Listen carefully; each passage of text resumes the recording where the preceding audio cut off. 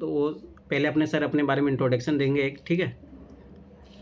ठीक है sir, good evening sir. आपका आवाज़ माइक ऑन करो एक बार, माइक आपका ऊपर साइड। ठीक है, अभी हाँ, आवाज आ रही है सभी को? ठीक है, ठीक। तो कैसे हैं आप सभी?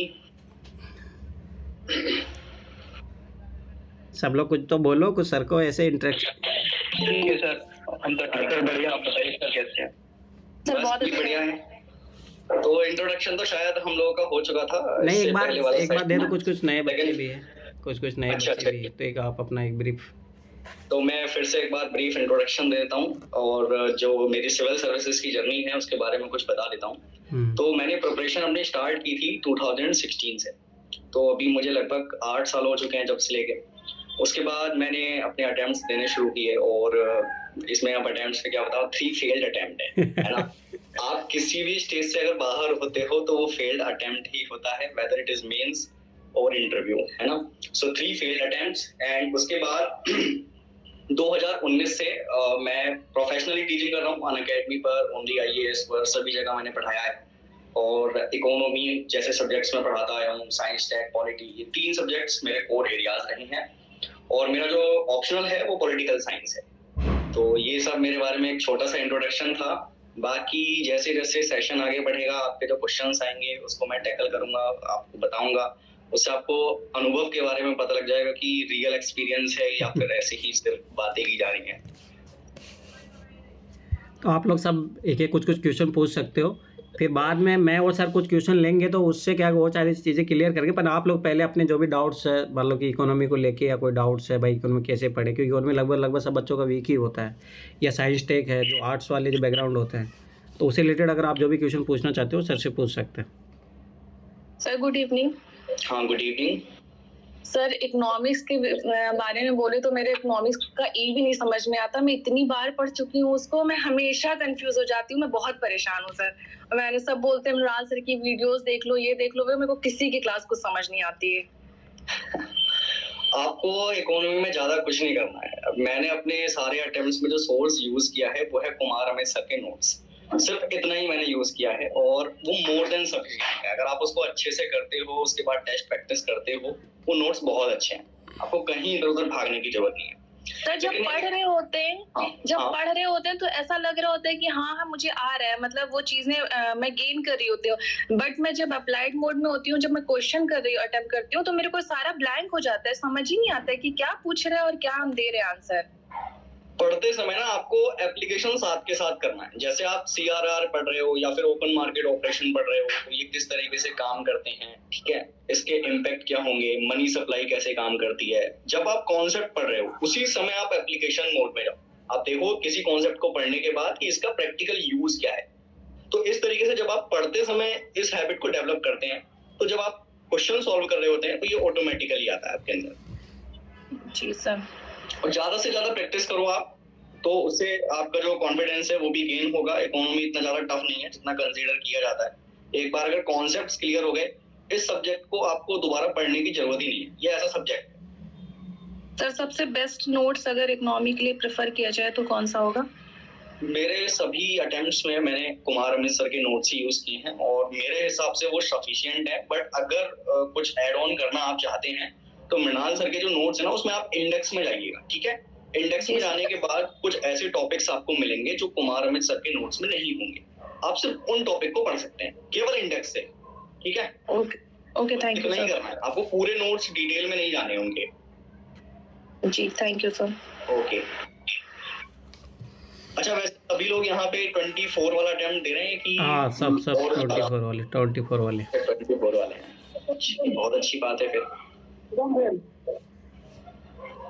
आप पूछो रमेश, क्या पूछना चाह रहे हो? सर मेरा क्वेश्चन था, जैसे साइंस एंड टेक पढ़ते हैं तो उसमें क्वेश्चन के लेवल पे होता है कि जैसे AI हो गया, ये सब क्वेश्चन कहाँ से प्रैक्टिस करें? क्योंकि साइंस एंड टेक्नोलॉजी में सिंपल स्ट्रेटजी आप ये रखिए, जो सबसे पहले तो PYQs देखिए। तो उसमें पता चलता है करंट अफेयर से ही क्वेश्चन पूछता है, बेसिक उसमें बहुत कम ही पूछता है। हाँ, मैं सोर्सेज भी बता देता हूँ और करना क्या है वो भी बता देता हूँ। आप सबसे पहले PYQs देखिए। PYQs में कई बार ऐसा होता है, जो PYQs में टर्म्स आते हैं ना, उसको सर्च करिए, सिंपल।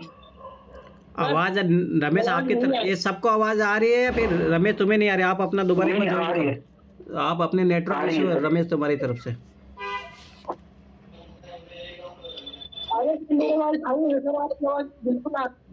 आपकी आवाज तो आ रही है यहाँ तक। अरे आप रीज्वाइन कीजिए दोबारा, आपके नेटवर्क इशू है, सबको आवाज आ रहा है तो मतलब आपकी तरफ से साइड से दिक्कत है। सर आवाज आ रही है। काट के ज्वाइन करना पड़ेगा, कैसे ज्वाइन करना पड़ेगा? हाँ व्हाट्सएप पे जाओ, वहाँ पे दोबारा ज्वाइन करो, काट के दोबारा ज्वाइन करो। ठीक सर, आप बताओ आप साइंस टेक को लेके। हाँ, साइंस टेक के अभी जिनका डाउट था वो तो क्लास में है नहीं, तो वेट कर लेते हैं थोड़ा सा ज्वाइन होने का। इतने में किसी को नेक्स्ट क्वेश्चन पूछना है तो पूछ और नया क्वेश्चन को पूछना चाह रहा हूँ, पूछो।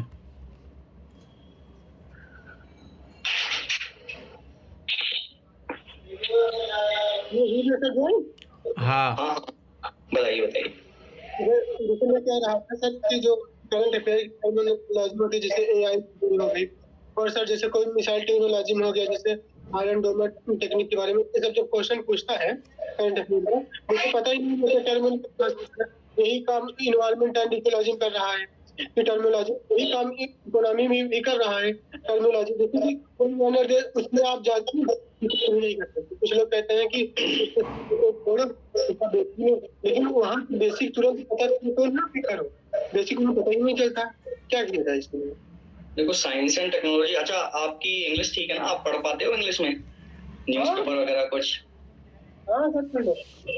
तो द हिंदू में हर संडे को साइंस एंड टेक्नोलॉजी का पेज आता है, उसमें जो लेटेस्ट टेक्नोलॉजी चल रही होती है, लेटेस्ट डेवलपमेंट्स चल रहे होते हैं, वो सारे उसमें आते हैं। तो आप हर संडे वो पेज पढ़ सकते हो, ठीक है। दूसरी बात, जो विजन IAS की मैगजीन है उसमें भी साइंस एंड टेक्नोलॉजी का सेक्शन होता है, और फाइनली उनकी एक PT 365 आती है अटेम्प्ट से पहले, आप वो पढ़ सकते हैं। करंट अफेयर्स का काम इतना हो जाता है। और साइंस में मेरे हिसाब से NCERT तो आप कुछ खास वर्क नहीं करती है ना, तो आपको मैगजीन में भी आजकल बेसिक दे दिया जाता है, थोड़ा सा बैकग्राउंड बता दिया जाएगा जो भी कॉन्सेप्ट होगा, तो आप वहां से पढ़ सकते हैं। उसके बाद करना क्या है, PYQs उठाने हैं, और PYQs में आपको थोड़ा सा एनालिसिस करना है, ठीक है। PYQs के एनालिसिस में क्या है कि लाइक आपका कोई क्वेश्चन है, क्वेश्चन में 2-3 आपके स्टेटमेंट्स लिखे होंगे, उन स्टेटमेंट पे थोड़ा सर्च करिए। अगर कोई टर्म आई है उस टर्म को सर्च करिए। जैसे आयरन डोम आपने एक नाम लिया था, उसी से रिलेटेड कुछ और टेक्नोलॉजीज भी हो सकती हैं जो वर्ल्ड में अभी जैसे वॉर चल रही है मिडिल ईस्ट में, है ना, तो वहां पे भी कुछ टेक्नोलॉजीज का यूज हुआ होगा जरूर। तो ये सारी चीजें आप थोड़ी सर्च करें कि इसके आसपास क्या चीज चल रही है, और उसके एक सेपरेट नोट्स बना लें आप अपने गूगल सर्च करके, जो PYQs के अकॉर्डिंग। तो इतना अगर आप कर लेंगे तो मोर देन सफिशिएंट है, और आपको कुछ करने की जरूरत नहीं पड़ेगी।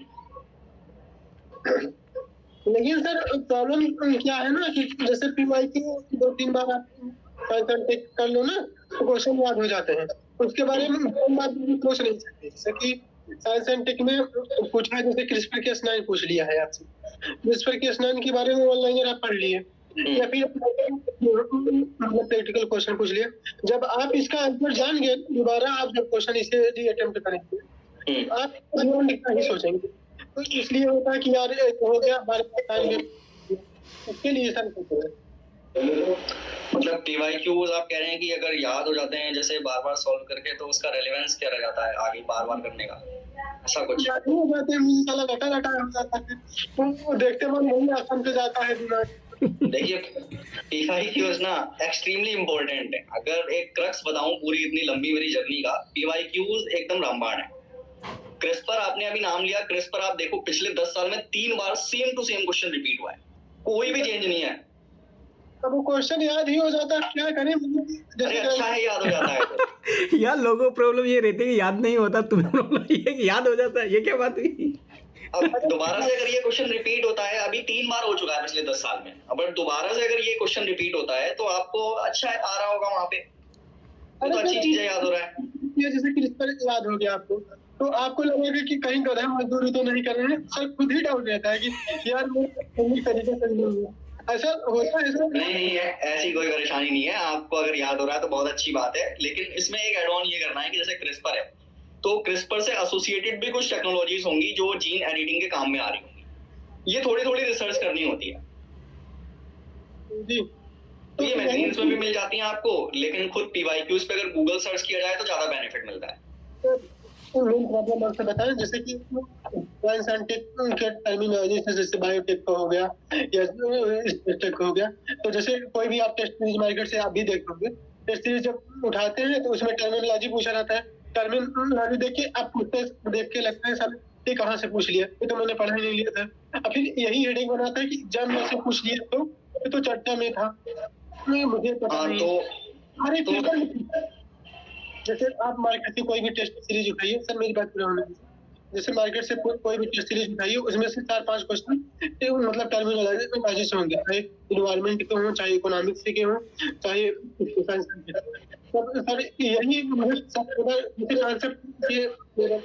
दिक्कत नहीं होती, लेकिन होती है, ये नहीं कह सकता मैं सर आम ब्रह्मास्त्र नहीं, ऐसा कुछ नहीं है, लेकिन टर्मिनोलॉजी हो गया, फैक्ट हो गया, ये सब ज्यादा प्रॉब्लम करते हैं। तो इसमें आपको करना क्या है, जैसे टेस्ट सीरीज में अगर कोई नया कॉन्सेप्ट आपको मिल रहा है, आपको उसको ऐड ऑन कर लेना है, सीधे एनालिसिस से पढ़ना है, हाईलाइट कर लेना है, सिंपल। और क्वेश्चन पूछे जाते हैं, मैं आपको बताता हूँ। अभी 2022 में मैं खुद अपीयर हुआ था, 2022 वाले अटेम्प्ट में भी, तो वहां पे मैंने विजन के कुछ टेस्ट दिए थे। आई थिंक 4-5 टेस्ट लेते हैं वो प्री से पहले, अभ्यास करके नाम से आता है उनका कुछ। तो उसमें एक क्वेश्चन था वेब 3.0, और वो सेम क्वेश्चन अभी शायद 2023 वाले में भी आया है या 22 वाले में, 2022 वाले वेब 3.0। आप अगर 2022 का विजन का अभ्यास का टेस्ट सीरीज उठा के देखोगे ना, उस टेस्ट सीरीज में 3.0 है। तो टेस्ट सीरीज में अगर आपको साइंस एंड टेक्नोलॉजी के टर्म्स मिल रहे हैं ना, ये बेनिफिट कहीं ना कहीं करते हैं। तो एनालिसिस आपको ठीक से पढ़ना है। अभी मैं टेस्ट सीरीज पे भी आऊंगा, टेस्ट सीरीज का एनालिसिस कैसे करते हैं, कितने लेवल का एनालिसिस होता है, तब आपको और ज्यादा क्लैरिटी मिलेगी इसमें। चलिए ठीक है सर, यही 3-4 चीजें मोटा मोटा मुझे पूछना था। ठीक है, ठीक। Next question. Hello hello, good evening. Hello sir, मेरा ये क्वेश्चन था कि जैसे आपकी एक बहुत लंबी जर्नी रही है 2016 से प्रिपरेशन की, तो मतलब ऐसी कौन कौन सी मिस्टेक्स हैं जो अवॉइड करनी चाहिए ड्यूरिंग प्रिपरेशन? सबसे अच्छा क्वेश्चन यही है कि अगर आपका अटेम्प्ट नहीं हो रहा है, आप क्वालिफाई नहीं कर पा रहे हो, तो सबसे बड़ी जो क्वेश्चन आता है वो सबसे पहले वो यही आता है कि आपने कौन कौन सी मिस्टेक्स की थी। तो सबसे पहले मिस्टेक शुरू में, तो जब इनिशियल अटेम्प्ट देने शुरू किए थे, पीवाईक्यूज तो नहीं किए थे, सबसे बड़ी गलती। बाद में धीरे धीरे रियलाइज हुआ कि यार टेस्ट सीरीज के पीछे भागना भी जरूरी नहीं है अगर आप पीवाईक्यूज सॉल्व कर लेते हो। आप अभी देखो मार्केट में आप वेबसाइट्स पे जाके इतने सारे टॉपिक्स को सर्च करते हो मेंस के क्वेश्चन लिखने के लिए, बट आपने अगर लास्ट 10 इयर्स के क्वेश्चन सॉल्व कर लिए, आपको जरूरत ही नहीं पड़ी।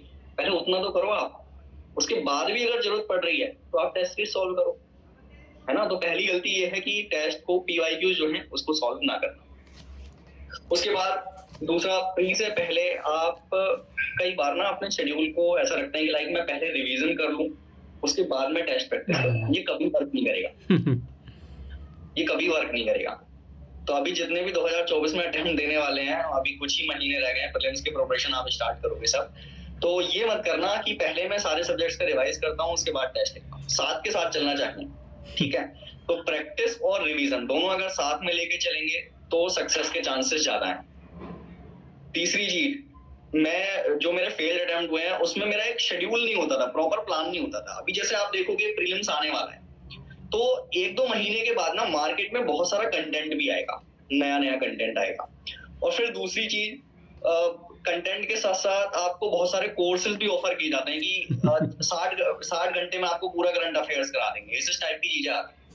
अब अगर आपका पूरा रूटीन सेट नहीं है ना कि आपको किस दिन क्या पढ़ना है, आपके सोर्सेज क्या होंगे, आप परेशान रहोगे, प्रीलिम्स का टाइम कैसे नजदीक आ जाएगा आपको पता नहीं लगेगा। तो आपका प्रॉपर प्लान होना चाहिए कि अगर मुझे 4 महीने प्रीलिम्स को देने हैं, मुझे किस दिन क्या करना है।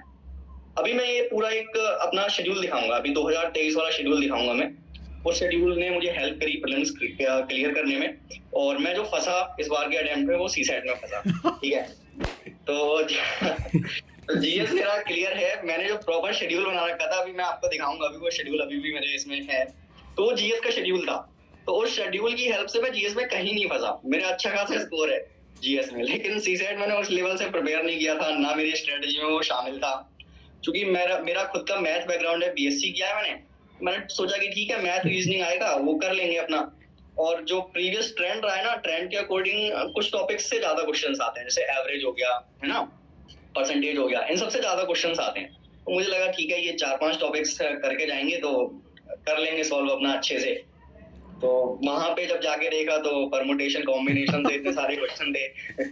तो अभी सीसेट में आपको ज्यादा वर्क करने की जरूरत है। अभी एकदम आप ऐसी स्ट्रेटेजी मत लेकर जाइएगा कि लाइक मैथ्स और रीजनिंग पर ही डिपेंडेंट है ना, तीनों करना है, मैथ, रीजनिंग और कॉम्प्रिहेंशन। अगर ये नहीं करेंगे तो सीसेट में फंसेंगे। तो मेरी क्या बहुत सारे जो आईआईटीएंस हैं जिनका बैकग्राउंड रहा है टेक्निकल, वो सब फंस गए हैं मैथ और रीजनिंग के चक्कर में इस बार। तो आपका क्वेश्चन क्या था, मैं दोबारा भूल गया, शायद मैं काफी आगे निकल गया बताते। फेलियर कैसे रहे मतलब उसका एक्सपीरियंस? हाँ, फेलियर का ये रीजन बता रहे थे। देखो सीसेट भी एक फेलियर का रीजन है। तो ये सब नहीं करना, आप एक प्रॉपर शेड्यूल लेके चलना। अगर शेड्यूल लेके नहीं चलोगे तो कंफ्यूज रहोगे मार्केट में जो भी चीज आएगी। ठीक है, मैं आपको स्क्रीन शेयर करता हूँ, अपनी स्क्रीन पे दिखाता हूँ मैं आपको एक रूटीन।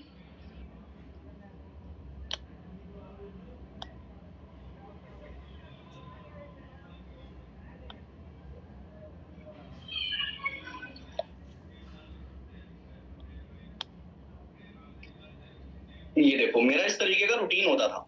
ऊपर का मैंने डिलीट किया हुआ है, लिखा हुआ है माई 60 डेज प्लान। ठीक है, तो ये मेरा प्रीलिम से पहले 60 डेज का एक प्लान होता था।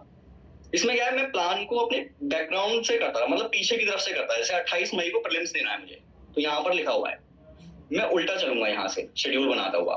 27 को मैं पूरा रेस्ट करूंगा, मुझे कुछ नहीं करना है। ठीक है, मेडिटेशन वगैरह करना है, अपने फ्रेंड से अच्छी अच्छी बातें करनी है, ये सारा काम होगा। फिर 26 में एनवायरमेंट पढ़ना है। हर सब्जेक्ट के लिए मेरे पास एक दिन है। Polity, economy, modern history, art and culture, ये ना एक साइकिल में रिवीजन होता है। अक्सर अगर हम इस तरीके का शेड्यूल बनाते नहीं है तो प्रॉब्लम ये आती है कि हम कुछ टॉपिक्स को जो है थोड़ा सा ज्यादा पढ़ लेते हैं।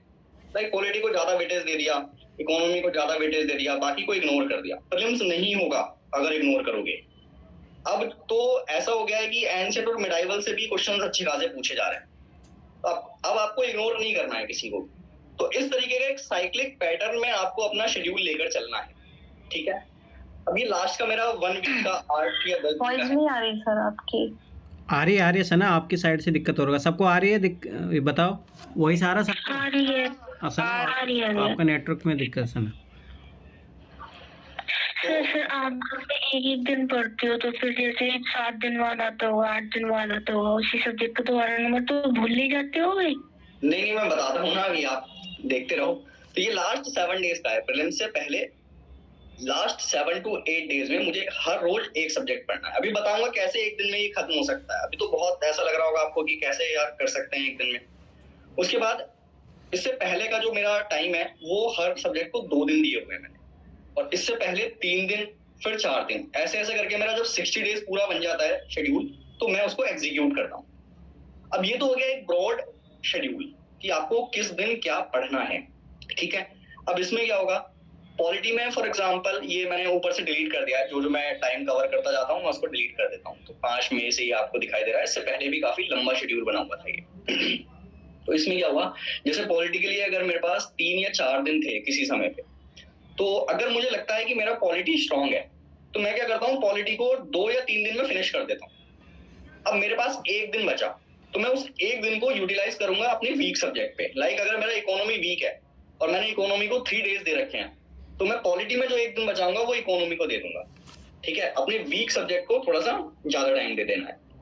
अब इसमें मैं हर रोज क्या करता था, अगर मुझे 4 दिन में पॉलिटी पढ़ना है तो हर रोज मैं अपने मॉर्निंग में बैठ के प्लान कर लेता था कि ओके पॉलिटी अगर 4 दिन में फिनिश करनी है तो मुझे कितने चैप्टर्स आज पढ़ने पड़ेंगे। तो प्रीएम्बल से लेके फॉर एग्जांपल मैंने डीपीएसपी तक 1 दिन रख दिया। फिर डीपीएसपी के बाद इमरजेंसी तक मैं दूसरे दिन कवर करूंगा, तीसरे दिन मैं पूरा एग्जीक्यूटिव कवर करूंगा, 1 दिन मैं पार्लियामेंट को दूंगा। इस तरीके से मेरा 4 दिन का अपना पूरा शेड्यूल होता था कि मुझे क्या पढ़ना है किस दिन। अब इसका सबसे बड़ा बेनिफिट आपको ये मिलता है कि आप कंफ्यूज नहीं होते हो। आपको ये परेशान नहीं करेगा कि यार वो मटेरियल पढ़ना है, ये रह गया है, वो रह गया है। आप एक बार ठीक से अगर इस प्लान को बना लो, आपको इसके बियॉन्ड जाना ही नहीं है, क्योंकि आपने सोच समझ के अपना प्लान बनाया था ना, तो उसी को एग्जीक्यूट करो। क्यों कंफ्यूज होना है किसी के कहने की वजह से ना। तो ये प्लान आपको बहुत ज्यादा हेल्प करेगा। मेन से पहले भी मेरा इसी तरीके का एक शेड्यूल रहता था, जिसमें मैं 3 महीने में सारे जो रिवीजन का मेरा प्लान होता था उसको एग्जीक्यूट करता था। ठीक है, तो ये आपको करना है। अगर इस चीज को आप एग्जीक्यूट करोगे ठीक से, मैं तो ये कह सकता हूँ प्रीलिम्स में आप फेल ही नहीं होगे। ठीक है, समझ में आया? अगर आपको कोई कंफ्यूजन है इस शेड्यूल के बारे में तो आप पूछें। नहीं है सर, ये जो सब्जेक्ट्स हैं तो इनके साथ एनसीईआरटी भी पढ़ना है कि जो नोट्स अपन ले रहे हैं सिर्फ नोट्स पढ़ने हैं, एनसीईआरटी वगैरह सब रिवाइज करने हैं? मैं हमेशा क्या करता हूँ, लाइक जो हमारे प्राइमरी रिसोर्सेज होते हैं, जरूरी नहीं है सबके साथ आपको एनसीईआरटी पढ़नी है। कुछ सब्जेक्ट ऐसे होते हैं जिसमें आप कुछ भी नहीं पढ़ो, सिर्फ एनसीईआरटी पढ़ लो, इनफ है। लाइक ज्योग्राफी, मैंने एनसीईआरटी के अलावा कुछ पढ़ा ही नहीं है। और मैं तो अपने स्टूडेंट्स को भी यही बोलता हूँ कि आप ज्योग्राफी में किसी भी टीचर के अगर नोट्स पढ़ रहे हो वो इतने सफिशिएंट नहीं है। आप अगर एनसीईआरटी सिर्फ पढ़ लो, उससे ही सारे क्वेश्चन आ जाएंगे। सीधे सीधे क्वेश्चंस आते हैं, इस बार भी आए हैं सीधे सीधे क्वेश्चंस। ठीक है, तो कुछ सब्जेक्ट के लिए एनसीईआरटी पढ़नी है सिर्फ, बाकी के लिए अपने स्टैंडर्ड रिसोर्सेज पढ़ने हैं। लाइक पॉलिटी के लिए लक्ष्मीकांत आप पढ़ेंगे, तो इस तरीके से चलना है। सर आपने लिखा हुआ है 5 मई और 6 मई को आपने पॉलिटी, मतलब इतने कम डेज में आप एक सब्जेक्ट कवर कैसे करते हैं? मतलब या वो करते हैं जो आपको कंफ्यूजन टॉपिक्स हैं सिर्फ वही रिवीजन करते हैं आप? ये बहुत अच्छा क्वेश्चन है। देखो, जब हमारे पास दिन कम होते हैं ना कवर करने के लिए, एक्चुअली आपको यहाँ पे ये कम लग रहा है क्योंकि ये प्रीलिम से 2 महीने पहले का शेड्यूल है, जबकि जब हम प्रिपरेशन कर रहे होते हैं तो वो लगभग 6-8 महीने पहले से कर रहे होते हैं। तो अगर हमारी 6-8 महीने पहले से प्रिपरेशन है तो पॉलिटी को 2 या 3 दिन में कवर करना इतना मुश्किल नहीं है ना। तो इसमें क्या करना होता है कि अभी जैसे आपका फेज है, आप 2-3 महीने नोट्स बनाने में भी दे सकते हैं। आप जो भी पढ़ रहे हैं उसके शॉर्ट नोट्स बनाते हुए चलो, और शॉर्ट नोट्स में भी आपको जो पीवाईक्यूज हैं उनके अकॉर्डिंग बनाने हैं। कुछ ऐसी चीजें होती हैं जो बिल्कुल इंपॉर्टेंट नहीं होती, आपको लगेगा कि यार यहाँ से तो क्वेश्चन बनने की पॉसिबिलिटी नहीं है, या फिर इस तरीके का क्वेश्चन कभी आया ही नहीं है, तो आप उनको इग्नोर कर सकते हो।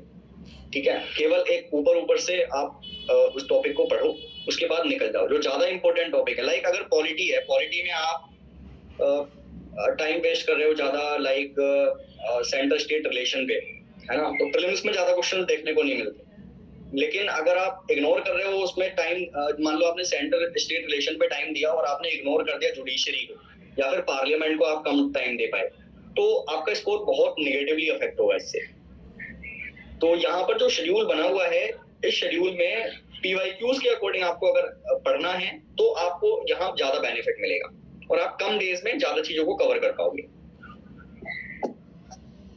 तो शॉर्ट नोट्स रखिए अपने, स्टार्टिंग से ही बनाते चलिए, और ऐसा नहीं है कि अभी टाइम निकल गया है, आप अभी भी बना सकते हो, और प्रीलिम्स की जब आप प्रिपरेशन स्टार्ट कर दोगे तब भी आप बना सकते हो। मैंने 3 महीने पहले तक भी अपने नोट्स बनाए हैं प्रीलिम्स के। Okay sir. हाँ, आपने इसमें एक ही दिन दिया हुआ है करंट अफेयर्स के लिए, जबकि उस टाइम पे तो करंट अफेयर का इतना हवा बना हुआ रहता है। अगेन करंट अफेयर्स का ये अलग अलग रूटीन है। लाइक यहाँ पर एक दिन है पूरा सब्जेक्ट पढ़ने के बाद, इससे पहले यहाँ पर एक दिन था, पॉलिटी से पहले, मतलब 4 मई को एक रूटीन था करंट अफेयर्स का। ठीक है, तो यहाँ पर जैसे एक दिन है ना, तो 5 मई से पहले यानी 4 और 3 मई को 2 दिन थे करंट अफेयर्स के। ठीक है, करंट अफेयर्स में भी मैं आपको बता देता हूँ कि सारी चीजों के लिए आपको नहीं जाना है इतना डिटेल में। जैसे पॉलिटी के लिए आपको मैगजीन पढ़ने की जरूरत नहीं है, कुछ खास नहीं पूछेगा करंट अफेयर से पॉलिटी में। ठीक है, ज्यादा जो पढ़नी होती है एनवायरनमेंट की पढ़नी होती है, साइंस एंड टेक्नोलॉजी की पढ़नी होती है। बाकी तो आपके most of the subjects static ही हैं। मॉडर्न स्टैटिक है, आपका आर्ट एंड कल्चर का स्टैटिक है। हाँ, थोड़ी थोड़ी न्यूज देखनी होती है आर्ट एंड कल्चर में क्या चल रहा है, कोई न्यू हेरिटेज साइट है या क्या है। Sir one more question, economics में करंट अफेयर्स का कितना रोल है? इकोनॉमिक्स में करंट अफेयर्स का रोल काफी है, क्योंकि जो टर्म्स न्यूज में रहते हैं कहीं ना कहीं उसी से क्वेश्चन बनता है। अब जैसे आजकल आप अगर न्यूज़पेपर पढ़ रहे होंगे तो बॉन्ड यील्ड नाम का एक टर्म है, काफी ज्यादा चल रहा है। जी सर। तो अगर आप ऐसे टर्म से फैमिलियर रहते हैं तो आपके लिए बेनिफिट है। जैसे एक क्वेश्चन आया था बीटा वैल्यू, वो स्टॉक मार्केट से रिलेटेड था। तो अल्फा वैल्यू क्या होती है, अब देखो जैसे बीटा वैल्यू पे क्वेश्चन पूछा, आपकी ये रिस्पॉन्सिबिलिटी बनती है कि आप बीटा वैल्यू से एसोसिएट टर्म देखो, आप अल्फा वैल्यू देखो कि अल्फा वैल्यू क्या होती है स्टॉक मार्केट की। तो ये चीजें हेल्प करेंगी आपको। सर ये टर्म को कितने ईयर का करना है, क्योंकि मुझे जहाँ तक एक क्वेश्चन याद आ रहा है, मियावाकी पद्धति वाला एक क्वेश्चन था। वो शायद नेक्स्ट ईयर आया था, जिस साल वो करंट में था उससे नेक्स्ट ईयर में आया था। तो फिर कैसे, मतलब कितने टाइम तक का, तो वो याद कर रहे हैं हम। मेरे हिसाब से 1 साल का इनफ होता है, ठीक है, उसके बियॉन्ड आपको नहीं जाना है। अगर टाइम है तो आप 1.5 साल तक कर सकते हैं मैक्सिमम, उससे ज्यादा नहीं। और कहीं ना कहीं ये जो करंट अफेयर्स के टर्म्स है ना, ये रिपीट हो रहे होते हैं। जैसे विंडफॉल टैक्स है, आप पिछले 2 साल में देखोगे कितनी बार न्यूज़पेपर में आ चुका है। तो रिपीट होते हैं, मोस्ट ऑफ द टर्म्स तो रिपीट होते हैं। तो परेशान नहीं होना है, अगर 1-2 क्वेश्चन आपके रेंज में नहीं आ रहे हैं तो उसके लिए परेशान नहीं होना है। लेकिन क्या होता है ना सर, ये क्वेश्चंस बहुत आसान से लगते हैं ना करने में। इस बार गिलहरी वाला क्वेश्चन था, बिल्कुल ऐसे लग रहा था कि हमारे तो बचपन का ही क्वेश्चन है ये तो, पर उसमें शायद गलत हुआ वो मेरा क्वेश्चन। इस बार का पेपर थोड़ा अलग था, मतलब काफी अलग था। आप अगर मैं कहूँ कि बहुत ज्यादा पढ़ के जाते तो भी बेनिफिट नहीं मिलता, लेकिन अगर आप प्रैक्टिस करके जाते, टेस्ट अगर आप सॉल्व करते तो बेनिफिट जरूर मिलता। और टेस्ट सर ये बेनिफिट आपको कैसे हुआ फिर? आप अभी बता रहे थे कि आपके बहुत अच्छे मार्क्स है, जीएस है, वो कैसे हुआ? मैंने टेस्ट सॉल्व किए थे अराउंड 50 और एनालिसिस पढ़ा था उसका। अब टेस्ट सॉल्व करने में ना मेरा मेथड थोड़ा अलग था, मैं उस पर आता हूँ अभी। तो मैं क्या करता था, जैसे टेस्ट सीरीज मैंने सॉल्व करी है तो मेरा एनालिसिस ना 2 लेवल का एनालिसिस करता था मैं। 2 लेवल के एनालिसिस में फर्स्ट तो मैं ये देखता था कि अगर मेरा कोई क्वेश्चन गलत हुआ है तो उसका रीजन क्या है। तो 2-3 रीजन हो सकते हैं, या तो मेरे पास कंटेंट सफिशिएंट नहीं, जैसे अगर साइंस एंड टेक्नोलॉजी में मेरी ज्यादा मिस्टेक्स हो रही हैं और मेरा कोई क्वेश्चन गलत हुआ, तो मैं क्या करूंगा, वहां पे देखूंगा कि ये क्वेश्चन गलत क्यों हुआ, क्या इससे रिलेटेड मेरे पास कंटेंट था। अगर कंटेंट था उसके बावजूद भी क्वेश्चन गलत हुआ है तो रिवीजन का फॉल्ट है। तो मुझे पता लग गया कि पूरे पेपर में अगर मान लो 10 क्वेश्चन ऐसे हैं इकोनॉमी के जिसमें मुझे प्रॉब्लम हुई, कंटेंट था मेरे पास फिर भी मैंने क्वेश्चंस गलत किए, इसका मतलब है रिवीजन में कहीं ना कहीं प्रॉब्लम आ रही है मुझे इकोनॉमी में। तो मैं इकोनॉमी को अच्छा खासा टाइम दूंगा रिवाइज करने के लिए, ठीक है। उसके बाद दूसरी प्रॉब्लम ये हो सकती है कि आपके पास कंटेंट ही नहीं था, कंटेंट सफिशिएंट नहीं था और इसकी वजह से आपके क्वेश्चंस गलत हो रहे थे। उसमें सिंपल क्या करना है, आपका जो एनालिसिस है, एनालिसिस वाले पार्ट से आपको हाईलाइट कर लेना है चीजों को और कुछ छोटे छोटे आपको कीवर्ड्स लिख लेने हैं, नोट्स बना लेने हैं अपने, उसमें ऐड ऑन कर लेना है। तो आपके कंटेंट जो इनसफिशिएंट था, जो प्रॉब्लम आ रही थी, वो सफिशिएंट हो जाएगा, ये प्रॉब्लम भी सॉल्व हो गई। और तीसरे लेवल का एनालिसिस होता था मेरा ब्लंडर्स। ब्लंडर्स में ऐसा है कि आपको पता है कि ये क्वेश्चन मेरे नोट्स में है, आपको वो आ भी रहा है, फिर भी आप मिस्टेक कर रहे हो, एक ही जगह आप बी भर के आ रहे हो, या फिर आपने कोई ओएमआर में अदर मिस्टेक कर दी। तो इस तरीके के जो ब्लंडर्स होते हैं ना, वो तो बिल्कुल एलिमिनेट करने। ये 3 लेवल का एनालिसिस आप करो अपने, जब टेस्ट सीरीज को करो, आप सॉल्व करो, तो ये 3 लेवल का एनालिसिस करो कि एक तो नोट सफिशिएंट होने चाहिए, अगर नहीं है तो आप एड ऑन करो, और तीसरा ब्लंडर्स को एलिमिनेट करो।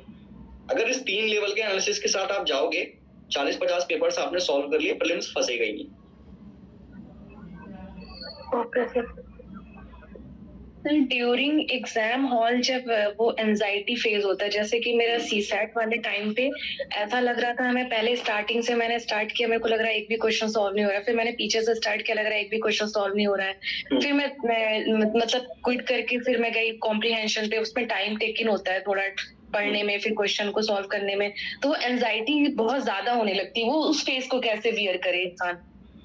उस फेज को 2 तरीके से टैकल किया जाता है। एक तो आपका है डाइट, आप ऐसा कुछ डाइट लो जिससे ज्यादा टेंशन ना हो, लाइक कैफीन इनटेक, है ना। अगर आप कैफीन लेते हैं, कोई एनर्जी ड्रिंक लेते हैं आप, तो वो आपको हेल्प करती है, क्योंकि 2 बजे का वो फेज ऐसा होता है कि अक्सर हम लोग खाना खाने के बाद रेस्ट कर रहे होते हैं घर पे भी, तो वो फेज थोड़ा ऐसा ही होता है, इसमें नींद आती है, माइंड एक्टिव नहीं रहता, थकान सी होती है, तो आप कोई एनर्जी ड्रिंक ले सकते हो। ये तो रही डाइट की बात। और दूसरी बात है कि अपने ब्रेन को कैसे वहां पे एक्टिव रखें।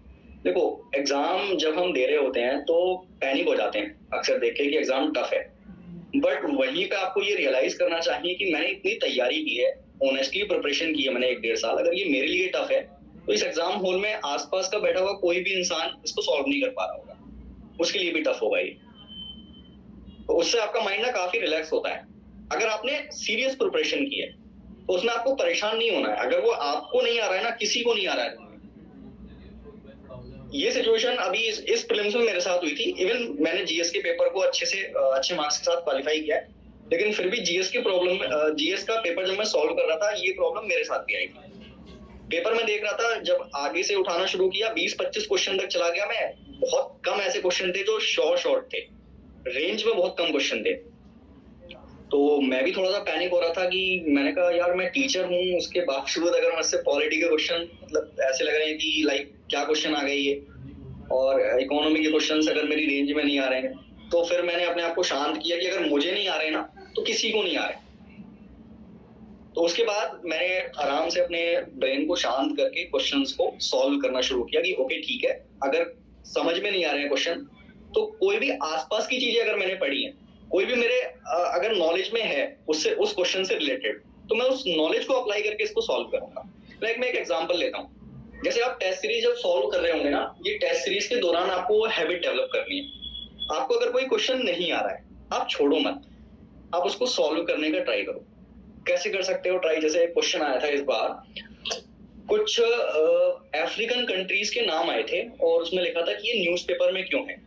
मुझे नाम तो याद नहीं है कौन कौन से थे, एक तो क्यूबा था, गाना था, ऐसे करके कुछ आए थे। याद है आप लोगों को? 2023 का क्वेश्चन पेपर देखा है? जी सर। तो उसमें पूछा था कि ये कंट्रीज न्यूज़पेपर में क्यों है। अब मुझे यार एक्चुअल में अगर नहीं पता हो कि क्यों ये कंट्रीज न्यूज़पेपर में है, तो उसके जो ऑप्शन है ना, उस ऑप्शन पे मैं कुछ सोच सकता हूँ। लाइक उसमें एक ऑप्शन लिखा था कि यहाँ पे चाइना ने अपने बेस बनाया, मिलिट्री बेस। तो एक जनरल सा माइंड में ये कॉन्सेप्ट आता है कि एक ही कॉन्टिनेंट में चाइना 3 बेस क्यों बनाएगा? 3-4 कंट्री एक ही कॉन्टिनेंट की, तो चाइना एक ही कॉन्टिनेंट पे 3-4 बेस क्यों बनाएगा? मिलिट्री बेस वहां पर बनाए जाते हैं जहां स्ट्रेटेजिक लोकेशन होती है। अब स्ट्रेटेजिक लोकेशन, अब वो कंट्रीज आपको माइंड में होनी चाहिए, आपको पता होना चाहिए ये अफ्रीकन कंट्रीज हैं। तो मैप अगर अच्छे से पता है तो बहुत सारे क्वेश्चन आप वैसे ही सॉल्व कर सकते हैं। तो ये तो ऑप्शन एलिमिनेट हो गया, आप एक ही जगह पे 3 मिलिट्री बेस नहीं बनाएंगे। दूसरा, यहाँ पे लिखा था कि कुछ रिसोर्सेज आते हैं, नेचुरल रिसोर्सेज यहाँ पे मिले।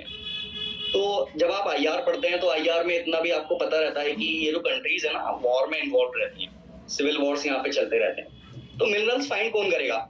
सैटेलाइट्स वगैरह तो है नहीं इनके पास, अपने अपने युद्ध ही लड़ते रहते हैं ये आपस में। तो ये भी ऑप्शन एलिमिनेट हो गया, इसका भी कोई रेलेवेंस नहीं है, कोई फाइंड करने नहीं जाएगा वहां पे। कोई अगर मान लो कोई साइंटिस्ट जा रहा है तो वो फिर अपनी मृत्यु को दावत दे रहा है वहां पे जाने का, मतलब तो यही है। तो वो भी ऑप्शन एलिमिनेट हो गया। तो इस तरीके की जो नॉलेज होती है ना, पेरिफेरल नॉलेज, उसको जब आप अप्लाई करते हैं बहुत सारे क्वेश्चन सॉल्व होते हैं इससे। Okay sir. और ये टेस्ट सीरीज सॉल्व करने के दौरान आपको डेवलप करना होगा। टेस्ट सीरीज कौन सी है? बेस्ट तो कुछ नहीं होती, लेकिन ये है कि कुछ टेस्ट सीरीज ज्यादा फैक्चुअल है। मैं किसी का नाम नहीं लूंगा क्योंकि ये सेशन रिकॉर्ड हो रहा होगा, बट मोस्टली जो सॉल्व करते हैं वो विजन आईएएस की सॉल्व करते हैं, और मैंने भी सॉल्व किया विजन आईएएस। सर मेरा एक क्वेश्चन था। कुछ आप फॉरम की भी कर सकते हैं। सर हाँ जी बोलिए। सर मेरा क्वेश्चन ये था कि मेरा ना जैसे डे प्लानिंग होता है ना सर, वो फॉलो नहीं हो पाता है। अच्छा, रीजन फाइंड किया आपने कभी कि क्यों नहीं फॉलो हो पाता है? सर मुझे नहीं पता चलता, यही तो प्रॉब्लम हो रही है मेरे साथ। अच्छा ठीक है, तो प्लान सर मैं टाइम वेस्ट भी नहीं करती हूँ ज्यादा, लेकिन जैसे मेरा होता है ना उसमें टाइम लग जाता है पढ़ाई करते हुए, फास्ट स्टडी नहीं कर पाती। एक तो रीजन ये है। अच्छा, माइंडसेट आपका क्लियर रहता है कि नहीं सिविल सर्विसेज करना ही है? कोई वैलिड रीजन है सिविल सर्विसेज करने का? सर गोल्स क्लियर है? हाँ सर वो तो क्लियर ही है। तो माइंड में अगर गोल क्लियर होगा तो ये प्रॉब्लम नहीं आएगी, है ना? तो माइंड में गोल आप क्लियर करो। देखो मॉर्निंग में हम सब लोग ना, जो ह्यूमंस होते हैं, बहुत लेजी किस्म के होते हैं। हमको आराम चाहिए होता है कि अगर लाइक मॉर्निंग में उठे तो मतलब सबसे पहले अपना फोन उठाएंगे, सोशल मीडिया देखेंगे कि व्हाट्सएप पे किस किस के मैसेज हैं, या फेसबुक ओपन करके बैठ के। नहीं सर मैं वो यूज नहीं करती सोशल मीडिया कुछ। अगर ये नहीं फेसबुक भी कर इंस्टा रहे होंगे वगैरह तो कुछ यूज नहीं करती हूँ मैं, बस व्हाट्सएप पे हूँ सर। ठीक है ठीक है।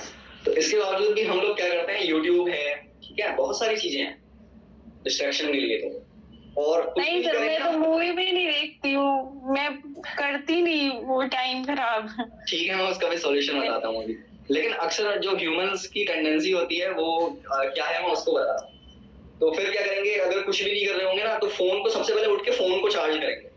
कभी ब्रेन को चार्ज किया आपने, किसी ने भी यहाँ पे, कि लाइक आज फोन को चार्ज नहीं करते हैं, जैसे फोन को चार्ज करना होता है मॉर्निंग में, अपने ब्रेन को चार्ज करते हैं। किसी ने कभी ब्रेन पे वर्क किया मॉर्निंग में उठने के बाद? नहीं नहीं, मैंने तो किया नहीं। सर मेडिटेशन करती तो हूँ, बट फिर मैंने जैसे आधा घंटा भी करने के बाद मेरे सारा जो भी स्टडी होती है पहले मैं फोन की करती हूँ, फिर उसके बाद मेरे को आलस आने लगता है। मॉर्निंग में उठ के सबसे पहले अपने ब्रेन को आपको चार्ज करना है, ठीक है। मेडिटेशन करना ही है 10 to 15 मिनट, ये बहुत नेसेसरी है। और जितने भी आप टॉपर्स को सुनेंगे, मेडिटेशन का बहुत अहम रोल बताएंगे वो, है ना। और इसका प्रैक्टिकल इम्पैक्ट होता है, बिल्कुल होता है, विदाउट एनी डाउट। अगर आपको अपनी एफिशिएंसी बढ़ानी है, आपको मेडिटेशन करना ही होगा। आप मॉर्निंग में करेंगे, उसके बाद जब आप सुबह से पढ़ाई करना अगर बैठ जाएंगे तो वो 4-5 घंटे का सेशन लेने के बाद आपको फिर आफ्टरनून में करना है, फिर इवनिंग में करो। आप जब पढ़ाई करके थक जाओ, आप इवनिंग में करो। और सबसे बेस्ट मेथड मैं बताता हूँ आपको, आपकी प्रोडक्टिविटी बढ़ाने के लिए बहुत इंपॉर्टेंट है। जब भी आपका स्टडी शेड्यूल हो, अभी जिसको प्रॉब्लम आ रही थी, जिनका शेड्यूल फॉलो नहीं हो पा रहा था, आपने रूटीन बनाया, रूटीन बनाने से पहले लाइक आपने मॉर्निंग में 8 बजे से लेकर 10 बजे तक इकोनॉमी पढ़ने का प्लान बनाया। आप क्या करो, 8 बजने में 10 मिनट पहले मेडिटेशन करने बैठ जाओ। आप, आपका ब्रेन एकदम फोकस्ड रहेगा और मेडिटेशन में अपने आप को रियलाइज कराओ कि मैं इकोनॉमी पढ़ रही हूँ, है ना। तो जब आप 8 बजे से इकोनॉमी पढ़ने बैठेंगे ना, ब्रेन एक्टिव ही रहेगा, ये गारंटीड है। ब्रेन इधर उधर जाएगा ही नहीं। आप 2 घंटे जब ऐसे करके पढ़ाई करोगे ना, इकोनॉमी बहुत अच्छे से समझ में आएगी। फिर नेक्स्ट रूटीन है आपका कि 11 बजे से मुझे दूसरा सब्जेक्ट पढ़ना है, तो 11 बजने में 10 मिनट पहले फिर से आप अपने ब्रेन को एक्टिव कर लो। इस तरीके से करोगे, अगला सब्जेक्ट भी बहुत अच्छे से समझ में आएगा, ब्रेन इधर उधर भागेगा नहीं। कई बार बुक्स हमारे सामने खुली होती है लेकिन ब्रेन कहीं और जा रहा होता है, तो आपको लगेगा कि मैं 10-12 घंटे पढ़ाई तो कर रहा हूँ या पढ़ाई कर रही हूँ। हाँ सर, मैं फोकस नहीं कर पाती हूँ वो चीजें। हाँ, वो यही प्रॉब्लम है। अगर आप ये कभी कभी तो पढ़ते पढ़ते भूल जाती हूँ कि मैं पढ़ क्या रही थी, फिर वापस आती हूँ। हाँ, वो यही प्रॉब्लम है ना। बुक्स खुली हुई है, हम पढ़ाई कर रहे हैं, लेकिन ब्रेन कहीं और इन्वॉल्व है। तो इसके लिए आपको जस्ट 10 मिनट पहले, जो भी आपका स्टडी शेड्यूल है उससे 10 मिनट पहले आप मेडिटेशन में बैठ जाओ। फोकस इतना बढ़िया रहेगा ना कि बस कुछ कहने नहीं। ठीक है सर, ऐसे करेंगे। एक्टिव रिकॉल मेथड भी होता है ये। एक्टिव रिकॉल में आपको क्या करना होता है, लाइक एक पेज अगर आपने पढ़ा, तो एक पेज पढ़ने के बाद आप ये देखो कि मैंने क्या गेन किया, क्या क्या मैंने पढ़ा। दोबारा से आपको उस पैराग्राफ पे जाना नहीं है। मैं तो हर पैराग्राफ पढ़ने के बाद थोड़ा सा पॉज करता हूँ, फिर मैं ये देखता हूँ कि मैंने इस पैराग्राफ में क्या सीखा, कौन कौन सी ऐसी इंपॉर्टेंट लाइंस थी जो मेरे को याद रखनी थी। तो बिना देखे मैं उसको रिकॉल करता हूँ, इसको एक्टिव रिकॉल कहते हैं। तो एक्टिव रिकॉल अगर आप करते हो, आपकी मेमोरी बहुत शार्प रहती है। हाँ, अभी कोई क्वेश्चन पूछ रहे थे? हाँ सर, ये साइंस और टेक्नोलॉजी और इकोनॉमिक्स का सर, तो ये साइंस और टेक्नोलॉजी है सर, जो कि संडे का संडे जो पेपर में आते हैं सर, और ये जो विजन का जो आता है सर, ये सफिशिएंट है सर? हाँ, सफिशिएंट है। बस इसके साथ पीवाईक्यू जरूर करने हैं और पीवाईक्यूज पर थोड़ा बहुत रिसर्च करना है। ओके सर, ये पीवाईक्यू के जो चारों ऑप्शंस होते हैं सर, उनको फिर से करना है सर? बिल्कुल, गूगल पे सर्च करके सर? बिल्कुल। Okay sir. और सर ज्योग्राफी का सर, आपने बोला ये एनसीईआरटी आपने टोटल पढ़ी थी सर 6 to 12 सर? पढ़ी 6 to 12 तक थी, लेकिन जैसे जैसे प्रीलिम्स क्लोज आया तो मैंने सारी नहीं पढ़ी थी। फिर मैंने 9th की पढ़ी थी और 11th वाली पढ़ी थी। Okay sir. और क्या बोलते हैं सर कि ये मैथ वाले क्वेश्चन सर बिल्कुल गलत ही हो जाते हैं सर, तुक्का भी मारो तो फिर भी एग्जाम में सर गलत ही हो जाते हैं, क्योंकि पढ़ के तो सभी जाता हूँ सर, लेकिन वो वहाँ पे मैं रिकॉल चीजें याद नहीं हो पाती वहाँ पे सर एग्जाम हॉल में सर। मैथ में ना, तो मैथिंग सर हाँ, मैपिंग बहुत इंपॉर्टेंट है। अगर मैं आपको बताऊं, प्रीलिम्स अगर आपको निकालना है 2024 का ना, मैपिंग पर आप अच्छे से फोकस करिएगा। 6 से 8 क्वेश्चन आएंगे, फिक्स है। और मैपिंग में सबसे अच्छी बात ये होती है ना कि आपको रटना नहीं पड़ता। अगर अभी से डेली आप 15 मिनट सोने से पहले अगर 15 मिनट भी मैपिंग पे देने लग जाओगे ना, अभी से कोई क्वेश्चन गलत ही नहीं होगा। और प्रीलिम्स आते आते आपको मैप याद करने की जरूरत नहीं पड़ेगी, आपको सारा पता होगा कि कौन सी कंट्री कहाँ पे है। और दूसरा इसका तरीका ये है कि कुछ पजल्स आते हैं आजकल मैपिंग से रिलेटेड। तो जैसे बच्चों के खेलने के लिए हम ला देते हैं उनको खिलौने, वो एक एक चीज को जोड़ जोड़ के ना कंट्रीज बनाते हैं। तो इस तरीके के पजल्स आते हैं, अब वो पजल ले सकते हैं। उसमें आपको थोड़ा अच्छा भी लगेगा, क्रिएटिव भी लगेगा कि हम कुछ कर रहे हैं, और आपको नॉलेज भी गेन होगी। जैसे यूरोप का एक मैप आता है, यूरोप में बहुत सारी कंट्रीज के छोटे छोटे से सर्किट्स बने हुए होंगे, उनको आपको फिक्स करना होगा कि कौन सी कंट्री कहाँ पे। मुझे तो बहुत अच्छा लगता है इस तरीके से करना। तो ये थोड़ी सी चाइल्डिश चीजें हैं, बट आपकी प्रोडक्टिविटी को इंक्रीज करती हैं। आप खेल खेल में बहुत सारी चीजें सीख जाते हो। और सर करेंट अफेयर की सर, जैसे कि जनवरी की तो सर मैंने पढ़ ली सर, फरवरी की पढ़ ली सर, विजन की सर मंथली मैगजीन। तो सर ये चीजें, ये भी तो सर कितनी बार पढ़नी चाहिए? एक बार तो सर हो जाती है, लेकिन उसके बाद तो फिर बर्डन बढ़ता ही चला जाता है। 18 महीने तक सर करना बहुत टाइम कंज्यूम कर लेता है सर। करंट में सर देखने में मैगजीन पतली है सर, 90 पेजेस के हैं, लेकिन सर उसको अगर ठीक से करो तो सर पूरा दिन निकल जाता है सर। तो करंट अफेयर्स आपको डेली पढ़ना चाहिए, इसका कोई ऑल्टरनेटिव सोर्स नहीं है। आप ऐसा नहीं कर सकते कि अभी हम सारी मैगजीन छोड़ देते हैं और उसके बाद लास्ट में PT 365 आएगी तो उसी से सिर्फ पढ़ लेंगे। आप थोड़ा थोड़ा रोज पढ़िए। और विजन ने तो आजकल एक अच्छी चीज कर दी है कि डेली करंट अफेयर्स का उन्होंने छोटा सा वो बना के भेजना शुरू कर दिया है PDF में। आप उसको डेली बेसिस पर रीड कर सकते हैं, आपको न्यूज़पेपर पढ़ने की जरूरत नहीं है। न्यूज की इंपॉर्टेंट चीजें वो वहां पे दे देते हैं, और वही चीजें आपको फ्यूचर में मैगजीन में देखने को मिलती हैं। तो डेली बेसिस पे आप उतना पढ़िए तो डेली आ रहा है वहां से। और बाद में PT 365 आप पढ़ेंगे तो मोस्ट ऑफ दी चीजें आपको याद होंगी पहले से, वो बस एक आपको रिकॉल करा देंगी। Okay sir. और सर जो इकोनॉमिक्स का बैटरी तो काफी अच्छा है सर, लेकिन यहाँ दिक्कत होती है सर कि इसका एरिया बहुत बड़ा मुझे लगता है सर। क्या आपने इससे कोई शॉर्ट तरीके, अपने शॉर्ट नोट्स आपने बनाए थे सर जिस एग्जाम से पहले, जो कि रिवीजन हो जाए? वैसे नोट्स मैंने बनाए हैं सर, लेकिन शॉर्ट नोट्स मैंने नहीं बनाए सर। तो एग्जाम से पहले रिवीजन का सर कम से कम हर सब्जेक्ट तो बड़ा ही है सर, हिस्ट्री, ज्योग्राफी, पॉलिटी, सारे कुछ तो बड़े बड़े के शॉर्ट नोट्स बनाने के बाद भी सर वो ढंग से नहीं हो पाता है सर। तो उसके लिए आपने शॉर्ट नोट्स बनाए थे या फिर ऐसे ही क्या था सर? मैंने शॉर्ट नोट्स बनाए थे, बट मैंने जो शॉर्ट नोट्स बनाए थे वो भी कुमार रमेश सर के नोट्स पर बेस्ड थे। तो मैंने क्या किया था, मैंने अपना बताया आपको प्लान की कुमार रमेश सर के नोट्स पढ़ने के बाद जो मृणाल सर की PDF है ना, उसमें मैंने इंडेक्स देखा था कि कौन कौन से टॉपिक्स मिसिंग है, या कौन कौन से उसमें इंडेक्स में मुझे पता लग जाता था कि अच्छा ये लेटेस्ट चीज है, ये मेरे को पता नहीं है। तो मैं उसको थोड़ा सा पढ़ लेता था, उसको ऐड ऑन कर लेता था अलग से पेपर बना के। तो कंटेंट के बेसिस पे तो मैंने ये किया था। सर इन्वायरमेंट की जो कंसेप्चुअल चीजें होती हैं वो तो सर बुक में हो जाती है सर, लेकिन ये जो करंट वाले होते हैं इन्वायरमेंट से रिलेटेड कोई भी, जैसे कि क्या बोलते हैं, नए नए एक्टिविटीज आ जाते हैं सर, या फिर नए नए ऑर्गेनाइजेशन हो जाते हैं, कभी कभी आ जाते हैं सर, या फिर पुराने ऑर्गेनाइजेशन भी सर। तो सर ये जितनी भी नई नई चीजें आती हैं वो हर कुछ रेलिवेंट ही लगती है sir exam point of view से देखो तो सर। तो इसको आपने कैसे छाटा था, आपने कैसे इसको ये एक्सेप्ट किया था जो इररिलेवेंट था सर? स्पीसीज में मेरा जो फॉर्मूला था, सबसे पहले मैंने PYQs की जितनी भी स्पीसीज हैं, आजकल तो कई सारे ऐसे YouTube चैनल्स भी हैं और टेलीग्राम चैनल्स भी हैं जहां पे आपको ये पूरी लिस्ट मिल जाती है, आपको रिसर्च भी नहीं करना है। तो वो सारी लिस्ट एकदम स्पीसीज की बनी हुई होती है जो PYQs में आई होती है। तो सबसे पहले तो मैं उसको पढ़ता था। उसको पढ़ने के बाद जो भी मुझे अदर स्पीसीज दिखती थी करंट अफेयर्स में, मोस्टली तो यही वाली होती थी जो PYQs में आई होती थी।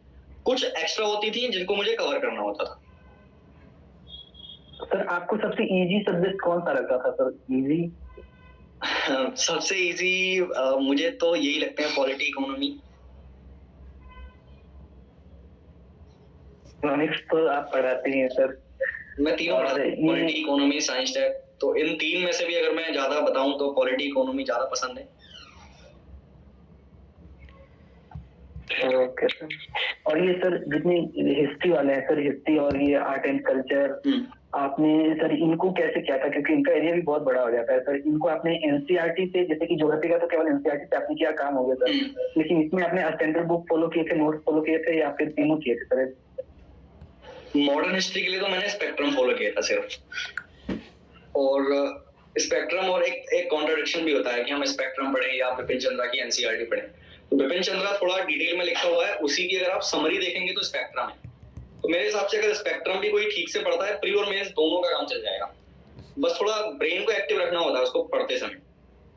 तो मॉडर्न हिस्ट्री के तो वो किया था। बाकी आर्ट एंड कल्चर और एंशिएंट की अगर बात करूं, एंशिएंट में सबसे इंपॉर्टेंट चीज आप लोगों के लिए ये है कि एंशिएंट की हिस्ट्री में जितने भी मैप्स है ना, मैप्स को बहुत अच्छे से आपको याद रखना है। इस बार भी कुछ हिस्ट्री की लोकेशन पूछी गई थी, वो एनसीईआरटी के मैप में दे रखी है, तो मैप पे अच्छे से ध्यान देते चलिए अभी से। Okay sir. Art and culture के लिए आप हेल्प ले सकते हैं। एक सेशन है जागृति अवस्थी मैम का, और 6 घंटे के आसपास का वो सेशन है। प्रीलिम से पहले अगर आप उसको देख लोगे तो काफी ज्यादा चीजें क्लियर हो जाती हैं। अवस्थी मैम का ज्योग्राफी का सर? नहीं, आर्ट एंड कल्चर का। आर्ट एंड कल्चर का, ओके सर।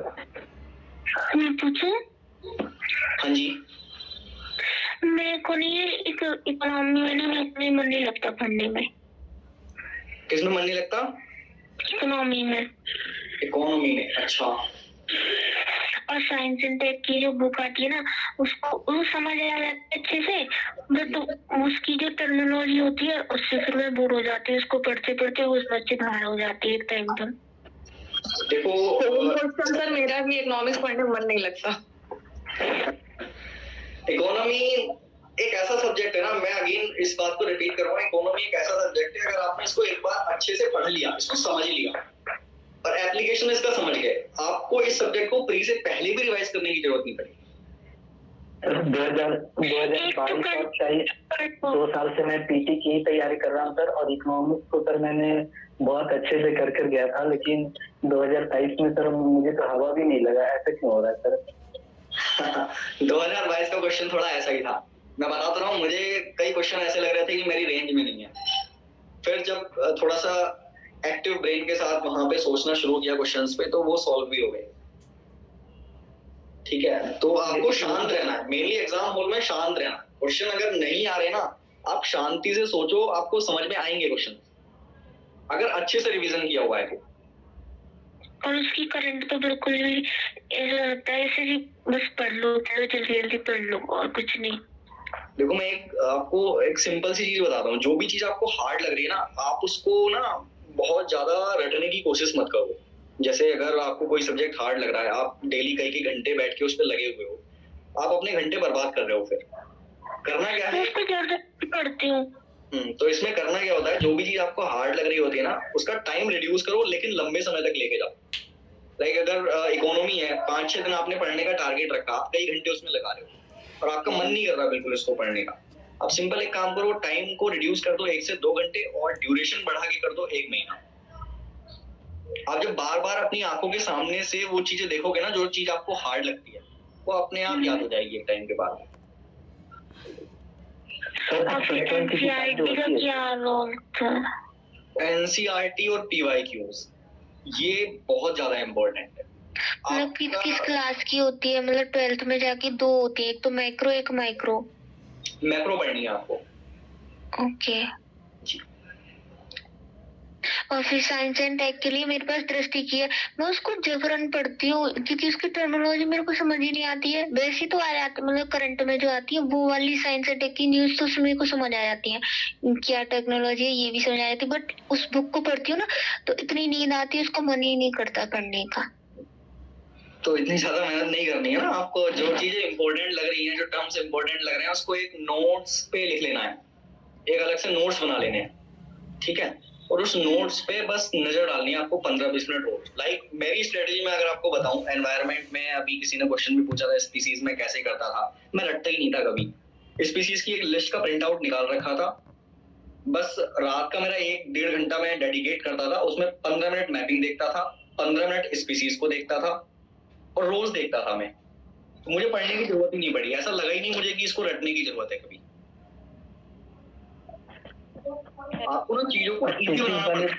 जितना ज्यादा आप अपने ऊपर प्रेशर डालोगे ना कि मुझे ये भी तैयार करना है, ये पढ़ने से रह गया है, जितना प्रेशर डालोगे उतनी आपकी प्रोडक्टिविटी कम होगी। और मैं टाइम को सोचती हूँ फिर हाइपर हो जाती हूँ। हाँ तो टाइम को सोचती हूँ मतलब जैसे जनवरी आ जाएगी, फिर मैं ये सोचूंगी कि इतना ही टाइम बच जाएगा, स्प्रिंग में क्या होगा क्या होगा, फिर मैं बहुत ज्यादा हाइपर हो जाती है, पूरा दिन खराब। उसी के लिए ये शेड्यूल है आपकी स्क्रीन पे। अगर ये शेड्यूल बना हुआ है और ये ठीक से फॉलो हो रहा है, आपको पता रहेगा कि मैं 100% सिलेबस को एक साइक्लिक वे में पढ़ रहा हूँ। पर कभी कभी नहीं कुछ ऐसी प्रॉब्लम्स आ जाती हैं कि 1-2 दिन छूट जाते हैं, तो फिर और ज्यादा हो जाती है मेरे को टेंशन। देखो यूपीएससी में ना आपको एक चीज सीखनी चाहिए कि आपका हर मिनट इम्पोर्टेंट है।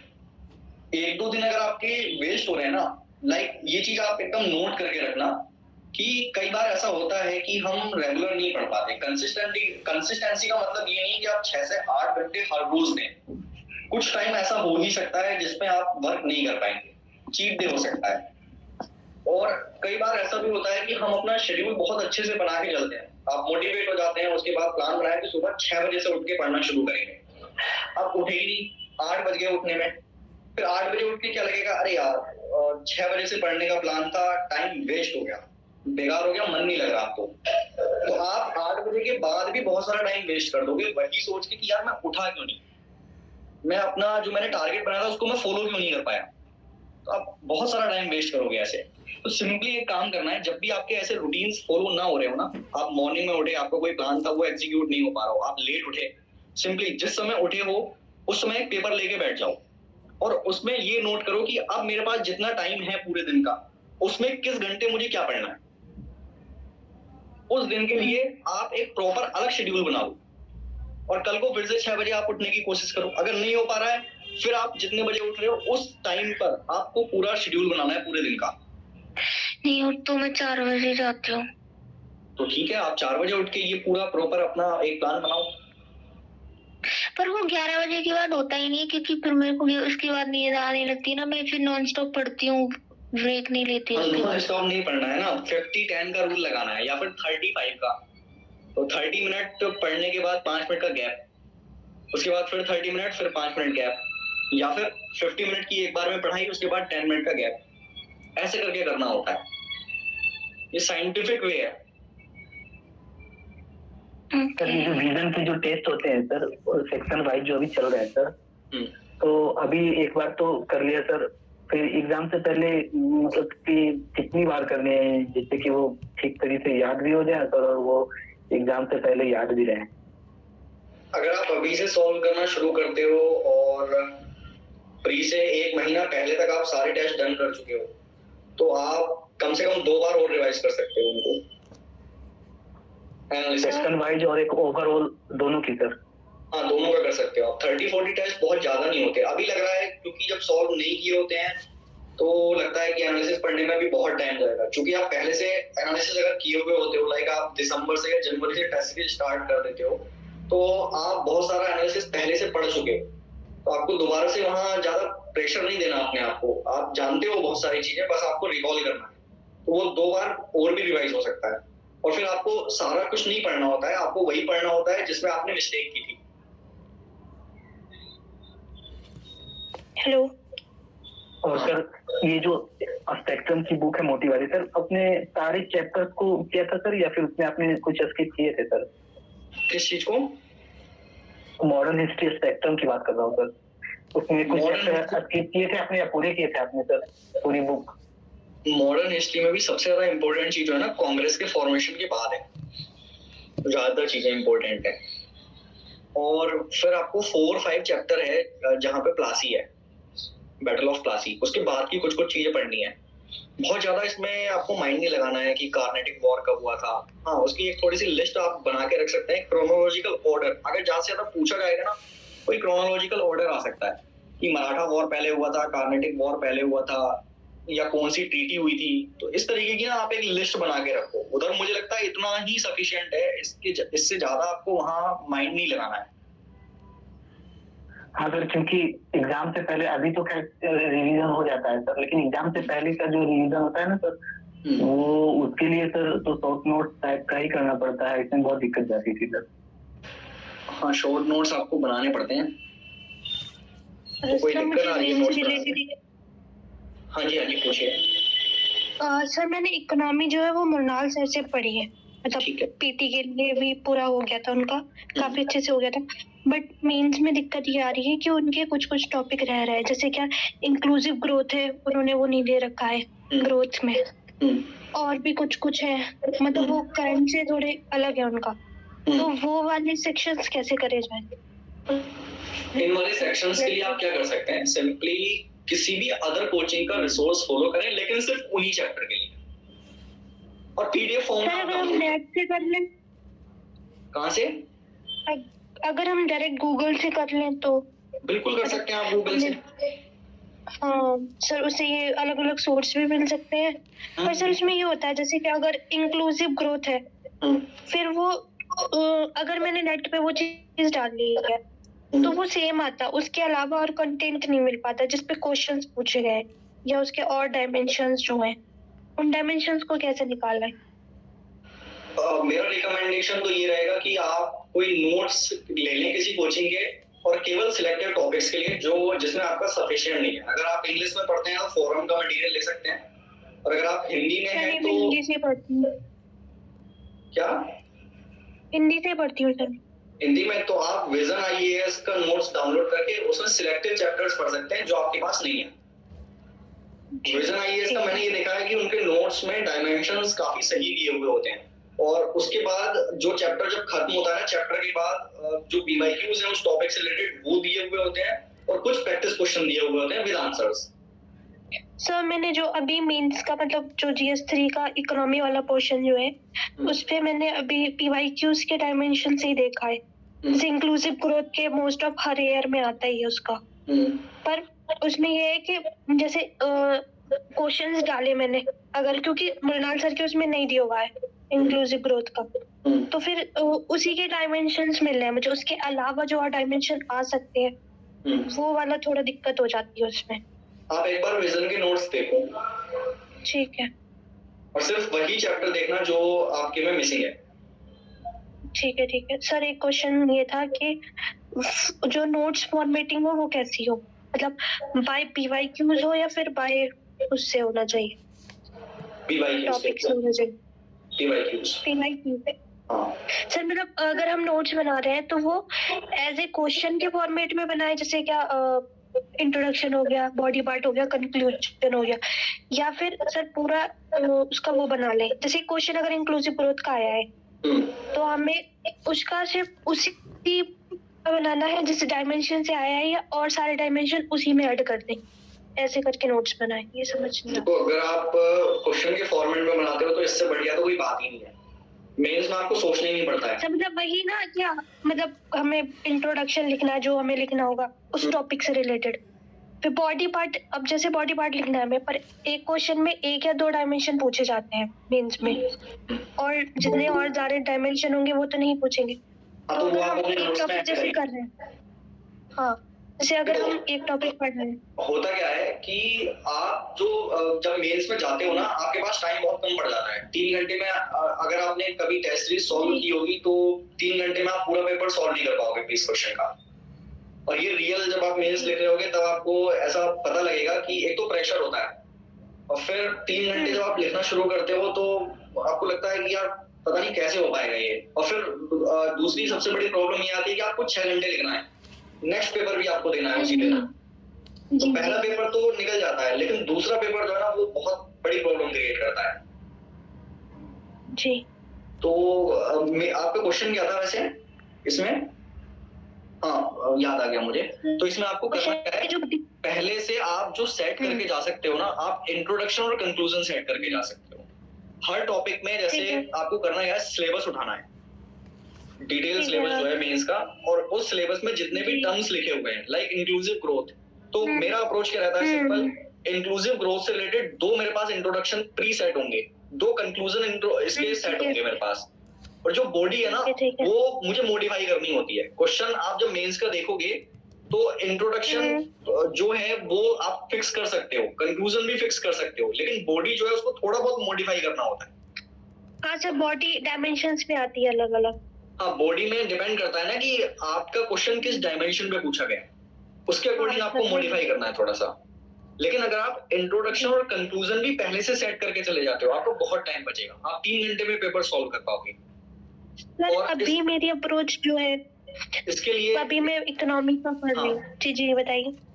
इसके लिए एक और मैं जो हैक करता था वो ये था कि मैं जो टॉपर्स की कॉपी है ना उनसे इंट्रोडक्शन चुरा लेता था, कंक्लूजन भी चुरा लेता था मैं। तो मेरे पास कुछ अच्छे इंट्रोडक्शन और अच्छे कंक्लूजन का ना जो सिलेबस में जितने भी टर्म्स लिखे हैं उसका पूरा एक सेट मैंने रेडी कर लेता था जी। टॉपर्स की कॉपी पढ़ के भी आपको अच्छे अच्छे इंट्रोडक्शन कंक्लूजन मिलेंगे। तो अपने जितने भी टर्म्स हैं उससे रिलेटेड आप बना के रखें, आपको मेंस पे इतना फायदा होगा कि बस क्या कहने हैं उसके।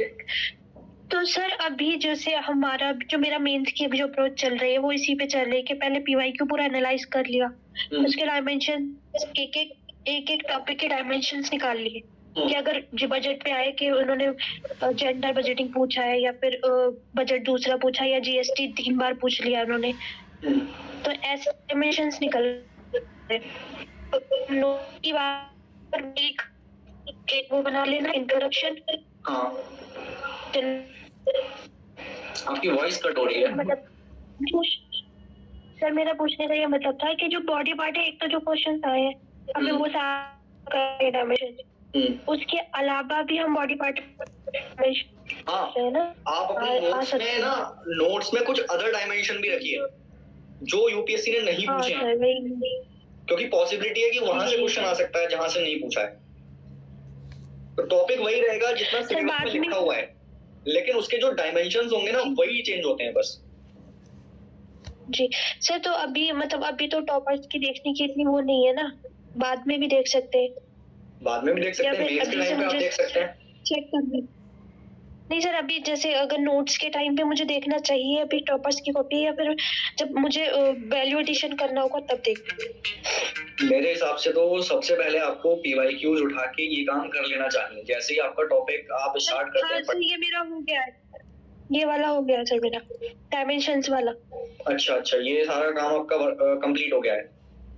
हाँ, ये वाला इकोनॉमी का हो गया है, मतलब इकोनॉमी मुझे पढ़नी है अभी, इकोनॉमी में ये कर लिया मैंने, डायमेंशन सारे निकाल लिए, मतलब किस टॉपिक से कौन से ईयर में आया है, कौन सा डायमेंशन पूछा है और लास्ट क्वेश्चन कब पूछा गया था, ये इतना काम मैंने कर लिया। अब नोट मेकिंग की बारी है बस। नोट मेकिंग में आपको जैसे मैं बता रहा हूँ ना, इंट्रोडक्शन और कंक्लूजन आपको सेट करने में ना 2 से 3 दिन लगते हैं बस। एक बार जब आप सिलेबस लेके बैठेंगे ना मेंस का, जितने भी टर्म्स हैं उससे रिलेटेड 2 इंट्रोडक्शन 2 कंक्लूजन, ठीक है। हर टॉपिक के साथ यही करना है। ये तो हम मतलब पैरा से कर सकते हैं, क्योंकि सर मैंने ये सोचा था कि बॉडी पार्ट जो है वो हम बुलेट पॉइंट पे बना लेंगे, क्योंकि पैरा तो बहुत ज्यादा हो जाएगा फिर। हाँ, बुलेट पॉइंट में ही बनाने होते हैं, वो ज्यादा आपको हेल्प करते हैं बाद में। अगर ज्यादा बल्कि नोट्स होंगे तो मेंस के टाइम पे आप रियलाइज नहीं कर पाएंगे उसको। ठीक है सर, जो इंट्रो और कंक्लूजन है वो मैं बुलेट पॉइंट में बनाऊं या फिर पैरा में बना के रखूं? आप को किस तरीके से सूट करेगा आप उस तरीके से देखें। लाइक मुझे अगर कंक्लूजन लिखना होता है मैं बहुत शॉर्ट में लिख देता हूँ। जैसे मुझे अगर कोई मान लो सोसाइटी में अगर मैं किसी क्वेश्चन को कर रहा हूँ, पॉवर्टी वगैरह पे लिखता हूँ, तो मैं क्या करूंगा, कंक्लूजन में एसडीजी लिख दूंगा, एसडीजी नंबर इतना, तो मुझे पता रहेगा कि इसके जब भी पॉवर्टी का क्वेश्चन आएगा मेरे को एसडीजी का कंक्लूजन लिखना है। तो मैं अगर एसडीजी भी लिख दूंगा ना, मेरा कंक्लूजन खत्म है, मुझे पता है कि मुझे क्या लिखना है यहाँ पे। ठीक है, तो डिपेंड करता है कि कहाँ पे आपको शॉर्ट में रखने हैं नोट्स और कहाँ पे आपको लॉन्ग रखने हैं। ठीक है। और सर अगर साइंस वाले जो है वो भी मेंस का और प्री का सिलेबस बहुत अलग है, मतलब थोड़ा, तो साइंस में हम कौन सी वाले मेंस के लिए कौन सा यूज करें? क्योंकि साइंस मैंने प्री का पढ़ रखा है पूरा, और मेंस में थोड़ी दिक्कत है मुझे। साइंस में वही है, सोर्सेस मैंने जो बताए हैं वही फॉलो करना है, उससे दोनों क्लियर हो जाता है, प्री और मेंस। ठीक है, हिंदू अगर आप पढ़ सकते हैं, वीकली हिंदू पढ़ें, एक पेज आता है साइंस एंड टेक्नोलॉजी का, उससे आपका कवर हो जाएगा। और बाकी विजन आईएएस की मैगजीन से कवर हो जाता है। जी ठीक है, बेहतर। Okay, thank you. Okay, hello हाँ पूछिए। सर, एक ये प्रॉब्लम आती है कि जैसे कोई बुक उठा के पढ़ना शुरू किए, मतलब वर्ड टू वर्ड पूरी बुक कवर करना ठीक रहता है, या तो फिर जैसे जो सिलेबस में जो टॉपिक मेंशन है सीधे टॉपिक पे जंप कर सकते हैं? आपको सीधे बुक पे जंप नहीं करना है। सबसे पहले जो टॉपिक आप स्टार्ट करते हैं, सबसे पहले आपको मेंस का सिलेबस देखना है, डिटेल्ड वाला, और एक एक टर्म को हाईलाइट करते हुए चलना है कि ओके ये टर्म है, ये टर्म है, ये मुझे पढ़ना है। और जब आप नोट्स पढ़ेंगे, बुक पढ़ेंगे, तो वही चीजें पढ़नी है जो नोट्स में मेंशन थी, उसी के डायमेंशंस फाइंड करने हैं कि ओके फिर पीवाईक्यूज देखने हैं। पीवाईक्यूज में आपको पता लगेगा ओके इस टॉपिक से रिलेटेड ये डायमेंशन यूपीएससी पूछ चुकी है, कुछ और डायमेंशन है जो पॉसिबल है कि पूछे जा सकते हैं, तो उन पॉसिबल डायमेंशंस को आपको अपने नोट्स में इंक्लूड कर लेना है। हो सकता है कि वो चीज आपको किसी स्टैंडर्ड बुक में मिल जाए, या फिर आपके कोई नोट्स में अदर डायमेंशंस दे रखे हों, तो इस तरीके से चीजों को पढ़ना है। पूरी बुक नहीं पढ़नी है पेज टू पेज। बहुत बड़ी कंफ्यूजन रहती है, मतलब बहुत बड़ा कंफ्यूजन रहता है, बुक उठाओ तो उसको पूरा रिवाइज करो या टॉपिक या डायमेंशंस के थ्रू पढ़ो। यूपीएससी कभी सिलेबस से बाहर नहीं जाएगा, सिंपल। मेंस का सिलेबस आप लेके बैठो, उससे बाहर एक भी शब्द मत पढ़ो, कहीं नहीं जाएगा पेपर। इस बार आप देख लो, मैं तो इवन इतना कह रहा हूँ, आप लोगों को अगर सिंपल प्रैक्टिस करके देखना है, आप पीवाईक्यूज नहीं, आप 2023 का जो मेंस का पेपर हुआ है अभी उसको देखो, और जो आपका मेंस का सिलेबस है उसको देखो। अगर एक भी टॉपिक आपको ऐसा मिल जाए कि जो सिलेबस से बाहर था, तो फिर आप मुझे बता देना। तो मैं तो एक और भी चीज रिकमेंड करता हूँ कि अगर आप लोग जो आपका मेंस का सिलेबस है उसके जो टर्म्स हैं, उस टर्म से रिलेटेड आप 200 से 250 वर्ड का कंटेंट अगर रखते हो हर टर्म पे, इंक्लूसिव ग्रोथ पे और जो क्रॉपिंग पैटर्न है उन पे, अगर 250 वर्ड का कंटेंट आप रखते हो पहले से, आप इस बार का मेंस का पेपर उठा के भी देख लो, एक भी क्वेश्चन ऐसा नहीं है जो आपसे बच जाएगा। और मेरा जो मेंस से पहले मैं जब रिवाइज करता था ना, तो रिवाइज करने के लिए मेरे पास यही नोट्स होते थे। मैं कोई एक्स्ट्रा नोट्स नहीं पढ़ता था, कोई क्लास नोट्स नहीं पढ़ता था। मैं क्या कर लेता था, पहले से पीवाईक्यूज कह रहा हूँ, जो सिलेबस के टर्म्स हैं उससे रिलेटेड हर टर्म पे 250 वर्ड का मेरे पास कंटेंट होता था। जैसे ही मेरा एग्जाम लगा हुआ है, एग्जाम से पहले सिर्फ मेरे को यही चीजें रिवाइज करनी होती थी। कभी मेरा क्वेश्चन कंटेंट का स्ट्रक्चर होगा तो वो कैसे रखना है, एक बार थोड़ा सा एक्सप्लेन कर देंगे? जैसे इंक्लूसिव ग्रोथ पे ही बना रहे हैं 250 वर्ड में, कंटेंट में पूरी स्ट्रक्चर कैसे, क्या क्या इंक्लूड करना है, उसमें क्या क्या चीजें लिखनी है? अब जैसे हमें सिलेबस से पता लग गया कि इंक्लूसिव ग्रोथ नाम का एक टॉपिक, देन मैं क्या करूंगा, पीवाईक्यूज उठाऊंगा। पीवाईक्यूज में लिखूंगा कि इस टॉपिक से रिलेटेड कौन कौन से डायमेंशंस अभी तक पूछ लिए गए। फिर मैं किसी स्टैंडर्ड नोट्स को फॉलो करूंगा या फिर किसी बुक को फॉलो करूंगा, और बुक में देखूंगा कि इन डायमेंशंस के अलावा भी कोई क्या डायमेंशन है इस टॉपिक से रिलेटेड। अगर है और मुझे लगता है कि ये पॉसिबल डायमेंशन है, पूछा जा सकता है, मैं उसको अपने नोट्स पे रखूंगा। ऐसे करके बना। सर जैसे कि प्रीलिम्स में सर होता है सर, जैसे कि इकोनॉमिक्स का सर प्रीलिम्स में जैसे कि टॉपिक रहते हैं सर, एनपीएससी हो गई सर, बैलेंस पेमेंट हो गया सर, ऑर्गेनाइजेशन हो गया, या फिर नेशनल इनकम हो गया, या जो भी हो इस टाइप से। ये तो सर प्रीलिम्स में ठीक होता है, लेकिन मेंस में क्या होता है सर? मेंस में सर मुझे इतने बड़े बड़े क्वेश्चन आते हैं, मैं चाहता हूँ कि उनको सर मेंस बहुत इजी है, प्रीलिम्स है एक थोड़ा हर्डल है, मेंस तो बहुत इजी है कंपैरेटिवली, है ना। उसमें आपने अगर 10 साल के पीवाईक्यू सॉल्व कर दी ना, 90% आप नया पेपर सॉल्व कर दो। आप करके देखो एक बार। पूरा करना नहीं कि मैंने ये पढ़ लिया, मेंस कभी आपके लिए प्रॉब्लम है ही नहीं। बस अप्रोच सही होना चाहिए, गाइडेंस सही होना चाहिए कि कोई पर्सन आपको ये चीज बता सके। वो बिलीव करना बड़ा मुश्किल होता है, और जब हम पहली बार मेंस लिख रहे होते हैं तो हम अक्सर बिलीव नहीं करते कि सामने वाला अगर कुछ बता रहा है तो नहीं, अपना कुछ नया करते हैं, और नया करने के चक्कर में फंस जाते हैं ना। तो अगर कोई अपने एक्सपीरियंस से कुछ चीजें बता रहा है ना, आप उसको फॉलो करो, आपका मेंस रुकेगा ही नहीं। Okay sir. सर एक इशू ये भी है ना कि जॉब के साथ प्रिपरेशन थोड़ी सी हेक्टिक हो जाती है, तो थोड़ा सा उस पर गाइड कर देंगे कि कैसे मैनेज किया जाए। जॉब के साथ वीकेंड भी नहीं मिलता, सिर्फ एक डे का ऑफ रहता है।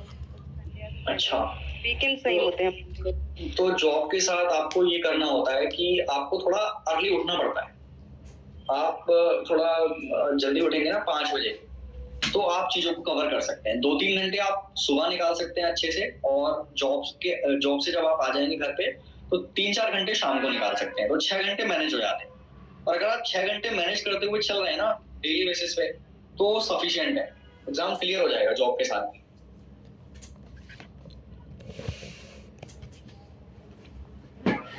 मैं पूछूं क्या सर एक क्वेश्चन? हाँ जी बिल्कुल पूछें सर। मेरा क्वेश्चन था ना, पेपर को अटेम्प्ट करने के टाइम पे प्रॉब्लम आती है। जैसे हमको 4 स्टेटमेंट दिए हुए रहते हैं, उसमें से 2 स्टेटमेंट हमको बहुत अच्छे से पता है कि ये तो कंफर्म सही ही है, लेकिन 3rd ऑप्शन में या 4th ऑप्शन में दोनों में से किसी में कोई एक कंफ्यूजन होता है, और ऑप्शन भी ऐसे ही बनाए हुए होते हैं कि उनमें सिर्फ 1 2 3 4। उसमें क्या होता है मेरे साथ कि मैं हमेशा ही, अक्सर नहीं कहूँगी हमेशा ही, जो रॉन्ग वाला होता है वही टिक होता है, वही OMR में फिल किया हुआ होता है। तो इससे मैं कैसे बचूं? और टेस्ट सीरीज आपने कितनी सॉल्व की थी एग्जाम से पहले प्रीलिम्स के लिए? अभी मैं टेस्ट सीरीज मैंने फर्स्ट पेपर ही लगाया था, उसमें भी ज्यादातर क्वेश्चंस में यही समस्या हुई।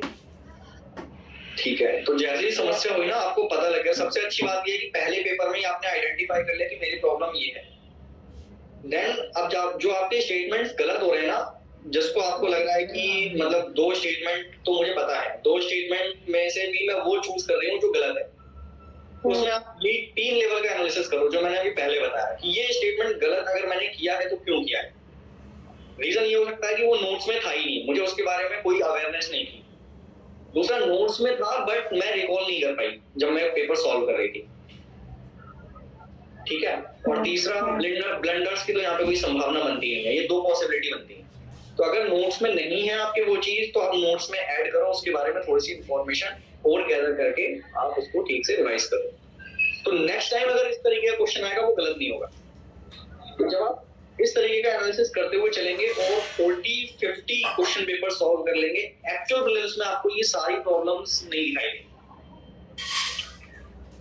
टेस्ट सीरीज वाले पेपर ऐसा कर सकते हैं ना, विजन IAS वाला कंप्लीटली और प्रीवियस ईयर क्वेश्चंस?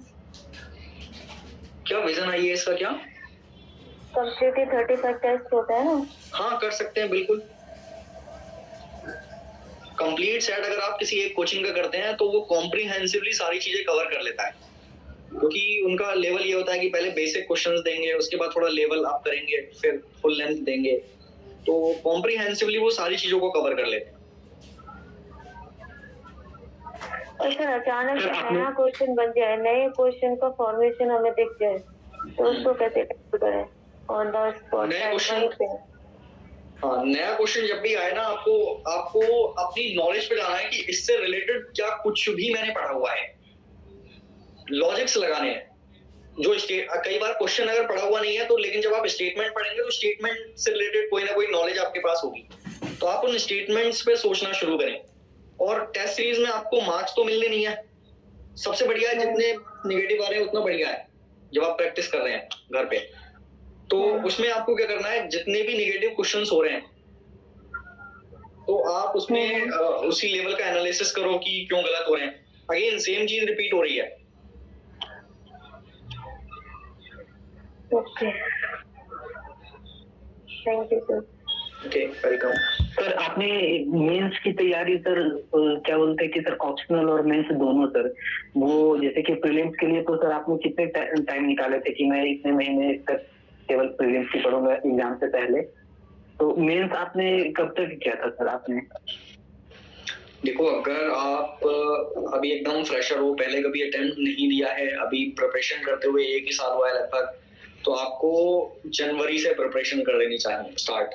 5 महीने जरूरी है जिन्होंने कभी अटेम्प्ट नहीं दिया है और सिर्फ 1 साल हुआ है प्रिपरेशन करे हुए, क्योंकि आपको इतना एक्सपीरियंस नहीं है कि आप सारी चीजों को एक साथ मैनेज कर पाए, है ना। तो कई बार आप जनवरी से अगर स्टार्ट करेंगे तो कई दिन आपके वेस्ट भी होंगे। जो मैंने प्रॉब्लम्स बताई ना कि मटेरियल की वजह से न्यू क्लासेस आएंगी, आपको बहुत सारी चीजें ऑफर की जाएंगी, तो इन सब में आप जरूर कुछ टाइम वेस्ट करेंगे। तो इसलिए जरूरी है कि जिनकी 1 साल ही सिर्फ पढ़ाई हुई है तो वो तो जनवरी से स्टार्ट कर दें, और जो अनुभवी हैं, पहले अटेम्प्ट दे चुके हैं, पहले चीजों को रिवाइज कर चुके हैं, वो फरवरी से स्टार्ट करें। 1 महीना आप और जनवरी वाला मेंस के लिए दे सकते हैं। और अभी प्रीलिम्स का थोड़ा सा अभी 2-3 महीने सर, हाँ प्रीलिम्स का लेवल थोड़ा अभी 2-3 महीने कर सकता हूँ सर। क्या अभी 2-3 महीने ऑप्शनल और मेंस दोनों कर सकता हूँ सर, दिसंबर तक कर सकता हूँ। जी सर, आपने अटेम्प्ट दिए हैं पहले? 2023 वाली दी है सर मैंने अभी। ठीक है, तो मतलब आप जीएस से तो अवेयर होंगे ठीक ठाक तरीके से, तो आप कर सकते हैं। जनवरी तक आप आराम से मेंस तक जा सकते हैं। Okay sir. सर ऑप्शनल की सर आपने, ऑप्शनल तो सर मेरा जैसे कि सोशियोलॉजी है सर, तो इसमें क्या होता है कि सर रिवीजन तो सर अभी चल रहा है सर, लेकिन एग्जाम से पहले इसके क्वेश्चंस भी लगाने हैं सर, और साथ साथ रिवीजन भी करने हैं सर। तो वो एग्जाम के तुरंत बाद से शुरू कर देते हैं सर क्या इसके ऑप्शनल की, या फिर पहले ही अभी से ही चल रहा होता है सर? मतलब आप आंसर का पूछ रहे हैं कि ऑप्शनल के आंसर कब लिखना शुरू करते हैं? जी, ऑप्शनल के आंसर, ऑप्शनल पता है सबसे ज्यादा इजी है यूपीएससी में। ऑप्शनल में आपको कुछ करना नहीं है। आपने अगर 10 साल के क्वेश्चन पेपर सॉल्व कर दिए तो पूरे का पूरा पेपर वही रखा हुआ मिलेगा, और उसमें आपको काफी ज्यादा हेल्प मिल जाती है। जो टॉपर्स की कॉपी होती है ना, उससे काफी ज्यादा हेल्प मिल जाती है। और सिर्फ मेरी बातों में नहीं आना है, आपको देखना है 2023 में भी जो ऑप्शनल के पेपर्स हुए हैं, आप उस पेपर्स के सारे क्वेश्चंस देखें और लास्ट 10 इयर्स में आए हुए क्वेश्चन को देखें। आपको 100% क्वेश्चन पेपर वहीं से मिलेगा। कि आपको यही लगेगा कि यार बेकार में मुझे इधर उधर भागने की जरूरत पड़ रही थी, अगर मैं सिंपली 10 इयर्स के ऑप्शनल के पेपर सॉल्व कर लेता, डायमेंशंस बना लेता टॉपर्स की कॉपी से, तो मुझे जरूरत ही नहीं पड़ती इतनी कुछ। सर आप ग्रुप डिस्कशन भी करते थे सर? ग्रुप डिस्कशन के लिए ना ग्रुप इफेक्टिव होना चाहिए। फ्रेशर के साथ अगर आप डिस्कस करेंगे तो प्रॉब्लम होगी। एग्जाम से पहले, जैसे कि प्रीलिम्स के पहले सर आप यूट्यूब फॉलो करते थे सर क्या? यूट्यूब कहने का मतलब सर एग्जाम से रिलेटेड वीडियो की? नहीं, मैं अपने फोन से यूट्यूब, व्हाट्सएप, टेलीग्राम सब अनइंस्टॉल कर देता था।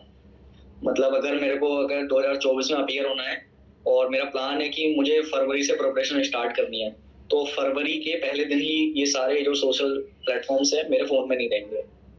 तो जैसे मैंने बताया कि ह्यूमन नेचर है ना, थोड़ा लेजी होता है। अब आप बोलेंगे कि सर यूट्यूब पे तो बहुत सारी चीजें इंपॉर्टेंट होती हैं जो हमें मिल जाती हैं, तो अगर हम ज्यादा अपने उसमें फोन में यूट्यूब रखेंगे ना, तो हम अननेसेसरी चीजें भी देखेंगे, है ना। तो पढ़ने आप जाएंगे 10-15 मिनट के लिए, लेकिन बाकी चीजें आप जो देखेंगे वो आधा घंटा 1 घंटा देखेंगे, तो इसलिए वो रखना ही नहीं है। अगर आपको लगता है कि कोई चीज इम्पोर्टेंट है तो आप सीधे वेब पे जाके उसको देख सकते हैं ना। तो इसमें हमें ना आलस आता है थोड़ा कि ओके ठीक है, वेब पे जाना पड़ेगा, टाइप करना पड़ेगा यूट्यूब, और फिर हम कुछ सर्च करेंगे। तो लेजी होने की वजह से हम टाइम बचा लेते हैं, फिर हमें यूट्यूब को ज्यादा चलाने की जरूरत नहीं पड़ती है। या फिर आपको लैपटॉप ऑन करना पड़ेगा, लैपटॉप पे देखनी पड़ेगी चीजें, उससे बहुत टाइम बचता है। Okay sir. और एक हेल्दी बैलेंस बनाकर चलिए आप लोग अभी से। ऐसा नहीं है कि सिविल सर्विसेज है तो बस वही करना है, सारी चीजों से एकदम कट ऑफ कर देना है, नहीं। हर चीज का एक टाइम है। अगर आपको पढ़ाई करनी है तो जो पढ़ाई का आपका टाइम है उसमें सिर्फ पढ़ाई करिए। तो मैं क्या करता हूँ, अभी अगर जैसे मुझे पढ़ाई करनी है तो मैं क्या करूंगा, अपना एक प्रॉपर प्लान है कि ओके इतने बजे से लेके इतने बजे तक पढ़ाई करनी है। उसके बाद फोन चलाने का भी टाइम है फिक्स, कि इसमें सिर्फ फोन चलाना है मेरे को, और फोन में जो मेरा मन करे मैं चला सकता हूँ, यूट्यूब, सोशल मीडिया, जो करना है। तो एक हेल्दी बैलेंस लेकर चलना है। अगर आप एक ही चीज में इन्वॉल्व होंगे तो परेशान होंगे। Okay sir. और किसी का कोई क्वेश्चन? सर मेरे को एक क्वेश्चन पूछना था कि जैसे कि हम जो प्रीलिम्स के लिए प्रिपरेशन करते हैं तो लास्ट टाइम जिस समय चल रहा होता है करीब 1 महीने के आसपास, उसमें रिवीजन के तौर पे हम इन्हीं चीजों को पेपर्स वगैरह वो रख सकते हैं कि जैसे 11 के बाद या 12 के 10 साल के पेपर ऑलमोस्ट जिन्हें कि हम रिवाइज कर सकते हैं, जो कि 3-4 मुझे करीब 4 दिन लगते हैं उसे रिवाइज करने में पेपर को, जितने भी अगर 10 पेपर है करीब 4 दिन अप्रोक्स लगते हैं उसके, मतलब उसी पे थोड़े नोट्स वगैरह कंटेंट, मतलब इतना कंटेंट सफिशिएंट है क्या रिवीजन के लिए, मैं ये जानना चाह रहा था। नहीं, रिवीजन में आप सिर्फ और सिर्फ पीवाईक्यूज करके जाएं तो ये तो प्लस करंट अफेयर्स वगैरह वो वाली चीज इतना सफिशिएंट है या और कुछ ऐड करना पड़ेगा सर उसमें, ये पूछ रहा। ये इम्पोर्टेंट तो है, लेकिन अगर आप सोचें कि यही सफिशिएंट है तो ये गलत होगा। आपने जो भी पढ़ाई की हुई है, आपने जो नोट बनाए हैं अलग अलग सब्जेक्ट के, वो आपको रिवाइज नहीं करने हैं। पीवाईक्यूज को सॉल्व करने एक्सट्रीमली इंपॉर्टेंट है लास्ट टाइम पे, और पीवाईक्यूज में भी आपको एनालिसिस करते हुए चलना है। लाइक जैसे इकोनॉमी में बहुत सारे अभी स्टूडेंट्स परेशान हो रहे थे, तो इकोनॉमी में होता क्या है, बहुत सारे डेटा होता है, बहुत सारे फैक्ट्स होते हैं, बजट में बहुत सारे नंबर्स आते हैं आपके सामने, लेकिन जब आप पीवाईक्यूज उठा के देखेंगे तो अक्सर जो नंबर्स होते हैं वो गलत होते हैं। तो अगर आपको कोई क्वेश्चन नहीं आ रहा है बिल्कुल प्रीलिम्स में, तो और आपको पता है कि पीवाईक्यूज में मैंने देखा कि मोस्ट ऑफ दी जो नंबर्स होते हैं वो गलत होते हैं, आप चांस ले सकते हैं। प्रीलिम्स चांस पर ही बेस्ड है, अगर आप चांस नहीं लेंगे तो रिवॉर्ड नहीं मिलेगा। तो प्रीलिम्स से पहले आपको ये जरूर करना है, लेकिन इसकी वजह से आपको रिवीजन नहीं छोड़ना। तो सर इसका मतलब करीब 15 दिन पहले पीवाईक्यू छोड़ देने, उसके बाद की चीजों पे हमें ज्यादा ध्यान देना, जो हमारे नोट्स वगैरह। पीवाईक्यू छोड़ने नहीं है, जैसे आपने 4 दिन कर लिया पीवाईक्यू, कोई बात नहीं, आप थोड़ा सा आराम से लेकर भी चल सकते हैं। जरूरी नहीं है कि 4 दिन पूरे एकदम डेडिकेट करके सारे पीवाईक्यूज खत्म कर दें। आप हर रोज एक पेपर लेके चलो, पिछले 10 साल के पेपर हैं, 12-13 साल के पेपर हैं, आपको हर रोज एक करना है सॉल्व, और एक को सॉल्व करते हुए अच्छे से एनालाइज करते हैं आप कि ओके ये क्वेश्चन है, इसमें बहुत सारे स्टेटमेंट्स हैं, ये स्टेटमेंट अगर गलत है तो क्यों है। अगर आपने पीवाईक्यूज में ये फाइंड करना शुरू कर दिया कि अगर ये स्टेटमेंट गलत है प्रीलिम्स में ऑफिशियल आंसर की से, तो ये स्टेटमेंट गलत क्यों है, या तो उसमें कोई टर्म ऐसा होगा जिसकी वजह से यूपीएससी ने उसको गलत बनाया होगा। देखिए एक सिंपल आपको मैं एक तरकीब बताता हूँ प्रीलिम्स के लिए। जब आप पीवाईक्यू सॉल्व कर रहे हो और आपको पता लग जाए कि ये स्टेटमेंट सही नहीं है, यूपीएससी ने इसको गलत कंसीडर किया है, तो उस स्टेटमेंट में जरूर कुछ ना कुछ ऐसा होगा जिसकी वजह से वो स्टेटमेंट को गलत बनाया गया है। और यूपीएससी आप देखेंगे कि कभी भी कंट्रोवर्सी क्रिएट नहीं करती है किसी भी स्टेटमेंट में। अगर कोई स्टेटमेंट गलत है तो वो हर एक डायमेंशन से गलत होगा, आप किसी भी तरीके से उसको सही प्रूव नहीं कर सकते। जैसे मैं एक एग्जांपल लेता हूँ, एनवायरनमेंट का क्वेश्चन था कि सभी जो सांप हैं वो शाकाहारी होते हैं। अब मुझे अगर ये नहीं पता है, मैं क्या हर सांप को जाकर देखूंगा कि ये शाकाहारी है कि नहीं है, लेकिन अगर ये इस तरीके का स्टेटमेंट है तो मेरे माइंड में थोड़ा सा क्लिक करेगा कि यार सभी सांप, कितनी सारी वैरायटी हो सकती है पूरे वर्ल्ड में, अगर मैंने एक भी सांप को ऐसा पकड़ लिया कि वो मांसाहारी है, मैं यूपीएससी के दफ्तर के सामने जाके खड़ा हो जाऊंगा और वहां बोलूंगा कि आपका क्वेश्चन गलत है, और यूपीएससी कभी नहीं चाहेगी कि कंट्रोवर्सी हो। तो इस तरीके के जो स्टेटमेंट है ना, यूपीएससी गलत बनाती है। तो आपको ये जज करना है पीवाईक्यूज पढ़ते हुए कि वो जो स्टेटमेंट गलत आ रहे हैं ना, वो हर डायमेंशन से गलत प्रूव होंगे। और जब आप ऑन टाइम ये पेपर सॉल्व कर रहे होंगे 2024 में, तो बहुत सारे जब आप स्टेटमेंट पढ़ रहे होंगे, कुछ स्टेटमेंट देखते ही लगेगा कि यार ये वाला स्टेटमेंट पढ़ के ऐसा लग रहा है कि इसको मैं सही प्रूव कर ही नहीं सकता कहीं से भी। आप उस पर चांस ले सकते हैं अगर आपको नहीं भी आ रहा है तो भी। ओके सर एक सवाल और था मेरा। सर जो मेंस वाले पेपर्स वगैरह जो होते हैं आपके यहाँ पे, उनके ना कंक्लूजन के लिए और इंट्रोडक्शन के लिए टॉपर्स की कॉपी देख लो, तो कितने टॉपर्स की कॉपी वगैरह अवेलेबल है? मुझे तो कुछ ही कॉपी मिली थी, ज्यादा कुछ, या फिर अवेलेबल कॉपी आपको मिल जाएगी उसके लिए। विजन ज्यादातर लोग विजन सीरीज को सॉल्व करते हैं, तो उनके ऐप पे तो आपको बहुत सारे टॉपर्स की मिल जाएंगी, कई ईयर्स के टॉपर्स की वहाँ पे कॉपीज मिल जाएंगी आपको। 2013 से। हाँ, आपको बस सिंपल करना है, ज्यादा ऐसा नहीं है कि अगर आपको इंक्लूसिव ग्रोथ से रिलेटेड मान लो आपको 2 अच्छे इंट्रोडक्शन मिल गए हैं, आपको और टॉपर्स की कॉपी देखने की जरूरत नहीं है। फिर आपका काम खत्म हो गया है। सर क्वेश्चंस तो काफी सारे होंगे, तो काफी सारी कॉपी वगैरह एनालिसिस करनी पड़ेगी हमें। हाँ बिल्कुल, अरे काफी सारी क्यों, जितने आपके टर्म्स लिखे होंगे सिलेबस में उतनी ही पढ़नी पड़ेगी, बस उतने ही टर्म्स के बारे में आपको इंट्रोडक्शन वगैरह सेट करके रखने हैं। मीन्स आप ये कॉपी देखने की बोल रहे हैं, उन कॉपियों को जो कि जैसे किसी भी या यूपीएससी की कॉपी वो निकल के आ जाती है, या फिर ये वाली कॉपी जो कि कोचिंग वगैरह की टेस्ट वगैरह उनमें जो अपडेट होती है और टेलीग्राम कोचिंग वाली ही आपको मिलेगी, ऑफिशियल तो नहीं मिलती है। कोचिंग वाली मिलेगी? हाँ कोचिंग वाली मिलेगी, और कोचिंग वाले जो टेस्ट लेते हैं वो भी सिलेबस के अकॉर्डिंग लेते हैं। तो उसमें ना आपके टर्म्स लिखे हुए होंगे सारे, तो उन टर्म्स से रिलेटेड आप इंट्रोडक्शन, अब देखिए सारा ऐसा नहीं है कि एज इट इज कॉपी कर लेना है। कई बार मेरे साथ ऐसा हुआ है कि मैं टॉपर्स की कॉपी पढ़ रहा हूँ, इंट्रोडक्शन में मुझे लगा कि यार इंट्रोडक्शन ठीक तो है बट मैं इसमें अपना कुछ एड ऑन कर सकता हूँ, इसको बेटर बना सकता हूँ। तो मैं एक लाइन घर से लेता हूँ, एक अपनी ऐड कर देता हूँ कुछ एक्स्ट्रा, जो मुझे लगता है कि ये और ज्यादा इफेक्ट क्रिएट करेगी। तो ब्लाइंडली नहीं फॉलो करना है, अपना भी इनपुट देना है अगर आपको लगता है कि यहाँ पे मैं कुछ एक्स्ट्रा कर सकता हूँ।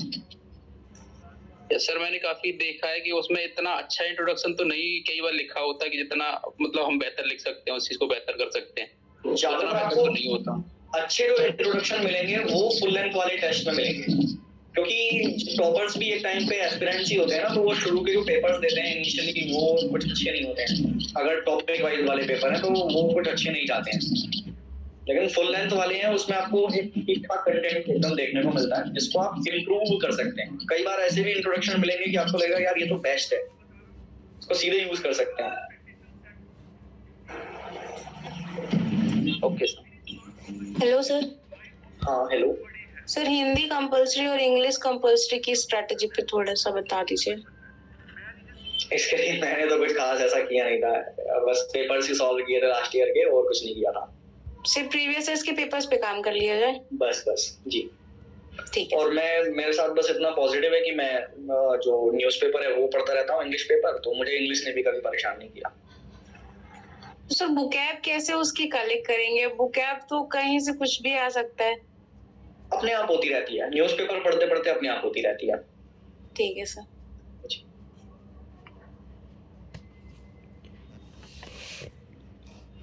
और किसी का कोई क्वेश्चन है?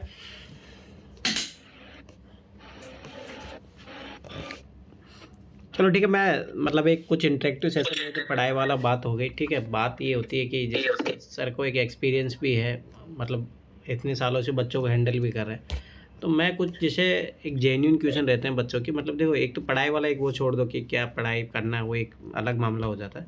अब एक अपने पर्सनली टॉक करते हैं, मतलब जैसे मैं सर से कुछ पूछूं, सर जैसे आप बच्चों के साथ जब मान लो कि कभी बहुत सारे बच्चे किस टाइप की प्रॉब्लम फेस करते हैं, मतलब इस जैसे मान लो कि यूपीएससी की जो जर्नी होती है, एक पढ़ाई एक अलग मामला हो गया, पढ़ाई नहीं, एक वो मतलब जो दूसरी चीज़ें भी होती है जो बच्चों को मतलब यूपीएससी की तैयारी में भटकाव भी लाती है, और मतलब बहुत सारे बच्चे इन चीज़ों में फंस भी जाते हैं। तो आपको मतलब इतने बच्चों क्या मतलब कैसे बच्चे किस टाइप की प्रॉब्लम में फंसे, कुछ एक आइडिया बताओ। बच्चे सबसे ज्यादा एक तो डिस्ट्रैक्शन बहुत है आजकल, फोन का, सोशल मीडिया का, बहुत तरीके के डिस्ट्रैक्शंस हैं, तो उसकी वजह से अलग ही एक मेंटल प्रेशर में घूम रहे हैं, मतलब खुश नहीं है अपने आप से, अपनी परफॉर्मेंस से खुश नहीं है, तो इस तरीके से प्रिपरेशन नहीं हो सकती है। दूसरा डिसिप्लिन सबसे बड़ी समस्या आ रही है, डिसिप्लिन नहीं है अपनी प्रिपरेशन को लेके। दूसरा मैंने ये देखा है कि मोस्ट ऑफ द जो बच्चे हैं उसमें कंपटीशन की भावना नहीं है। मैं यहाँ जितने भी सारे लोग हैं, जितने भी बच्चे हैं यहाँ पे, मैं सभी को कहना चाहूंगा कि कंपटीशन की भावना जगाइए। यूपीएससी हाईली कॉम्पिटिटिव एग्जाम है, बहुत प्रेस्टिजियस एग्जाम है, उसके लेवल तक आपको जाना पड़ेगा, वो आपके लेवल पे नहीं आएगा। तो कंपटीशन की भावना ऐसी होनी चाहिए कि अगर आप पढ़ रहे हैं तो पढ़ने में अगर आपका मेट 8 घंटे पढ़ रहा है ना, आपको 10 घंटे लगाने। कंपटीशन की भावना जब तक नहीं जगाएंगे तब तक काम नहीं चलेगा, क्योंकि यहाँ पर श्रेष्ठ में से भी सर्वश्रेष्ठ को चुना जा रहा है। तो कंपटीशन की भावना जगानी बहुत जरूरी है। पढ़ाई करते समय भी टेस्ट सॉल्व कर रहे हैं, अगर आपका फ्रेंड एक टेस्ट लिख रहा है, मैं 2 लिखूंगा। जब तक आप इस तरीके का कंपटीशन फील नहीं करेंगे ना, तो बहुत ज्यादा आपकी प्रोडक्टिविटी नहीं आएगी। फिर आपको कहीं ना कहीं कॉम्प्रोमाइज देखने को मिलेगा रिजल्ट में। तो डिसिप्लिन एक प्रॉब्लम है। तो ये 2 चीजें मैं ज्यादा देखता हूँ, सोशल मीडिया का जी, मान लो कि distraction बच्चे और- आपके पास जो कभी कोई प्रॉब्लम लेके आते हैं, मतलब किस तरीके की प्रॉब्लम में फंसे रहते हैं? ये 2 प्रॉब्लम ज्यादा आती है मेरे सामने। अच्छा। बाकी आप बताएं, आपके सामने इतने सारे स्टूडेंट्स हैं और क्या क्या प्रॉब्लम्स लेकर आते हैं आपके सामने?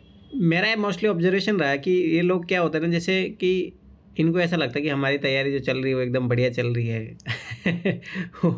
हाल वही है कि जैसे वो कहानी सुनी है ना, वो मेंढक वाली, वो कुएं में है तब तक वो कुएं का पानी का देख पा रहा है, पता नहीं उसके बाहर समुंदर जितना बड़ा भी कोई पानी है। तो इन लोगों को ऐसा लगता है कि हम जो तैयारी करें सफिशिएंट है और बस इसी से हो जाएगा। देखिए सबसे एक 2 चीजें मैंने और भी ऑब्जर्व की हैं। स्टूडेंट्स जो है बिलीव बहुत कम करते हैं, चाहे वो अपने टीचर्स पे हो या फिर अपना कोई गाइड करने वाला पर्सन हो, उसको बिलीव ना करना, ये बहुत बड़ी प्रॉब्लम है। मैं बोलता हूँ कि यार आप ये मत सोचो कि हम लोग हम कौन है, ये मत सोचो, ये सोचो कि हमने कितने साल से तैयारी कर रहे हैं, कितना एक्सपीरियंस है। हम जो भी कोई बात बोल रहे हैं आपको एक्सपीरियंस से बोल रहे हैं, और अनुभव हमेशा वो समय पे भी भारी होता है। तो वो चीज़ों को समझते नहीं लोग, क्योंकि अब इनको ऐसा लगता है कि नहीं तो ऐसे बोल रहे हैं। स्टेटमेंट मत मानो उसको, हमारा वो एक्सपीरियंस 8-10 सालों का जो भी एक्सपीरियंस है। तो आप लोगों अगर उन चीज़ों को डिनाई करोगे तो फिर चीज़ें नहीं होगा। हाँ बिल्कुल, बहुत मुश्किल हो जाएगा। आपको बिलीव करना होता है, आपको जो गाइड करना है ना उस पर बिलीव रखना पड़ेगा। हाँ, आप ये जरूर कर सकते हो कि आपको लग रहा है कि कुछ मैं ऐड ऑन कर सकता हूँ अपनी तरफ से, आप ऐड ऑन कर लो अपने शेड्यूल में, लेकिन उनकी बातों को मत डालो जो आपको एक्सपीरियंस के साथ कोई चीज बता रहे हैं। वो आपका प्राइमरी चीज है, वो करना ही है। उसके बाद टाइम बचता है तब आप किसी और चीज पे जाओ। तो बिलीव ना करना बहुत बड़ी प्रॉब्लम है। या तो दूसरे के एक्सपीरियंस से सीख लो या फिर खुद फेल होके फिर सीखोगे कि ये गलतियां नहीं करनी थी। फर्स्ट प्रायोरिटी पर्सन की ये होता है ना कि भाई 3 टाइप के इंसान होते हैं। कैसे भाई दूसरों गलती समझ जाओ, फर्स्ट प्रायोरिटी वो तो समझदार रहेगा, निकल जाएगा। सेकंड टाइप के लोग होते हैं, नहीं हम तो गलती करेंगे, पहले आप भेल मुझे मार उसके बाद हम कुछ सोचेंगे। थर्ड टाइप के इंसान होते हैं, थर्ड टाइप के इंसान ऐसे होते हैं कि जो वो आप भेल मुझे बार बार मार रहा है फिर भी कुछ ही नहीं करते, वही उसी सेम पटरी पे चले रहते हैं। तो बच्चों के साथ ये भी एक दिक्कत रहता है कि मतलब हम कोई बोल रहे थे भाई पैसे, कुछ लोग मान लेते तो हो जाता कल्याण, पर मोस्टली मैंने देखा 99% लोग वही होते हैं जो नहीं मानते, फिर कुछ नहीं मानते। हाँ 90% लोग ऐसे ही होते हैं। यही फेलियर का रीजन है। हाँ सबसे बड़ा आपको अगर कोई गाइड कर रहा है उसके एक्सपीरियंस की कदर करनी बहुत जरूरी है। हाँ खुद मिस्टेक करेंगे कई साल लग जाएंगे और आप देखेंगे हर साल यूपीएससी का लेवल बढ़ता रहेगा। जितनी जल्दी आप एग्जाम निकाल लें उतना बेहतर है आपके लिए। और वही सबसे मेन चीज़ है कि अगर आप जितना डिले करोगे उतना और ये तैयारी बिल्कुल। द्रौपदी का वस्त्र हरण करने वाला जो सीन था ना, जैसे वो खींचे जा रहे यूपीएससी की तैयारी वैसे ही हो, कभी अंत नहीं कभी कोई अंत नहीं। सबसे ज्यादा जो एनर्जी है वो स्टार्टिंग में ही रहती है 1-2 अटेम्प्ट तक। उसके बाद प्रेशर आने लगेगा कि यार अब इतने साल हो गए कि क्यों नहीं निकल रहा एग्जाम, कैसे करें। फिर एक अटेम्प्ट का भी प्रेशर आने लगता है कि यार अटेम्प्ट खत्म होने वाले हैं अब। हाँ तो इसी को लेके हम कुछ बातें और करता हूँ सर, जैसे कि मतलब ऐसा जैसे आप भी जैसे जो फेज में हो, तो एक मतलब एक तो शादी प्लान, फैमिली प्लानिंग, ये सारी चीज़ें बच्चों। अब देखो ये लोग तो अभी क्या मान लो जो 25 से नीचे उनको तो इतना टेंशन नहीं रहता, मान लो 25 से अबव जो स्टूडेंट होते हैं उनको एक मेंटली, क्योंकि कैरियर ओरिएंटेशन में भी घर वाले भी लात मारना लग जाते हैं एक समय के बाद में। बिल्कुल बिल्कुल, तभी कह रहा हूँ ये प्रॉब्लम आएगी, बहुत सारी प्रॉब्लम्स आएंगी। अब आपके पास अगर जॉब नहीं होगी तो फिर आपके साथ शादी कौन करेगा? ये जॉब का टेंशन आपको रहेगा, उसके बाद फिर जॉब अगर नहीं मिल रही होगी तो आप उसके पीछे भागेंगे पहले कि सिविल सर्विसेज छोड़ो यार, कहीं पे पहले जॉब लगाओ। सेकंड ऑप्शन के आगे बढ़ जाएंगे। और फिर उसके बाद आप शादी का प्लान करेंगे तो उसमें 1-2 साल आपके ऐसे ही खराब हो जाएंगे। प्रिपरेशन से बिल्कुल आप कट ऑफ हो जाएंगे यूपीएससी की। फिर आप सोचेंगे कि यार शादी के बाद दोबारा से स्टार्ट की जाएगा प्रिपरेशन, तब तक बहुत देर हो चुकी होगी। इसीलिए अभी सही एज है, आप लोग निकाल लें एग्जाम जितनी जल्दी वो बेहतर है। अच्छा दूसरी जैसे बच्चों को क्या रहता है कि एक तो चलो ठीक है भाई, एक यूपीएससी में देखा बहुत सारे बच्चे ऐसे परेशान रहते हैं कि सब कुछ अपना दे रहा है यूपीएससी, सब कुछ पूरी लाइफ ख़त्म करके परिवार वालों से अलग होकर। बहुत सारे लोग ऐसे भी होते हैं जो अपने फ़ोन को भी साइलेंट रखते हैं, मान लो कि स्विच ऑफ भी करके रखते हैं। तो इतना डिटेचेबल होने भी लाइफ सही है आपको? अगर क्या एक्सपीरियंस है मतलब इतना? नहीं, मुझे नहीं लगता। मुझे लगता है कि हर चीज़ का एक प्रॉपर टाइम होना चाहिए। अगर पढ़ाई करने के लिए आपका एक टाइम सेट है कि मॉर्निंग 6 बजे से लेकर इवनिंग 6 तक, अगर मैं घर पे रहता हूँ तो ये मेरे लिए एक टाइम है जिसमें मैं पढ़ाई करूंगा सिर्फ। 6 बजे के बाद मेरे पास बाकी जो टाइम है मैं अपना स्पोर्ट में दे सकता हूँ, अपना सोशल मीडिया में दे सकता हूँ। बैलेंस बनाना बहुत जरूरी है। जिस चीज को भी एक्सट्रीम करोगे ना, चाहे वो पढ़ाई हो चाहे वो कोई अदर चीज हो, परेशान करेगी एक टाइम के बाद आके। तो बैलेंस बना के चलेंगे, खुश रहेंगे। और सिर्फ ऐसा ही करेंगे कि पूरे दिन बस यूपीएससी माइंड में आ रहा है, खुशी आपसे दूर चली जाएगी, आप खुश नहीं रह पाएंगे। अरे सर, बहुत सारे बच्चों का ऐसा रहता है कि मतलब ड्रीम में तो सपनों में यूपीएससी के सपने आ रहे हैं, पर रियलिटी में ऐसा होता है कि कुछ काम तो कुछ कर ही नहीं रहे, नंबर नहीं आ रहे। तो उन बच्चों को मतलब कैसे ग्राउंड पे लाया जाए कि मतलब कि भाई अपनी हकीकत जानो, ज़्यादा अच्छा ये है। सपना तो रील देख देख के वही है, और आजकल जो मोस्टली लोग हैं इसी देख के तैयारी कर रहे हैं। नंबर ना आना सबसे अच्छी बात है, क्योंकि नंबर नहीं आएंगे ना तभी आप इम्प्रूव करोगे। और नंबर अगर ज्यादा आ जाएंगे तो फिर आपको लगेगा कि आई एम चैम्प, मुझे जरूरत ही नहीं है, आप तो यूपीएससी मेरे पास आए खुद पेपर लेने मेरे घर पे। तो फिर ऐसे नहीं चलेगा ना। आपके नंबर जितने कम हैं उतना ही आप में कंपटीशन की भावना आएगी कि यार कम है नंबर तो मुझे कुछ करना है, मुझे सर से मोटिवेशन क्यों मिल रहा है।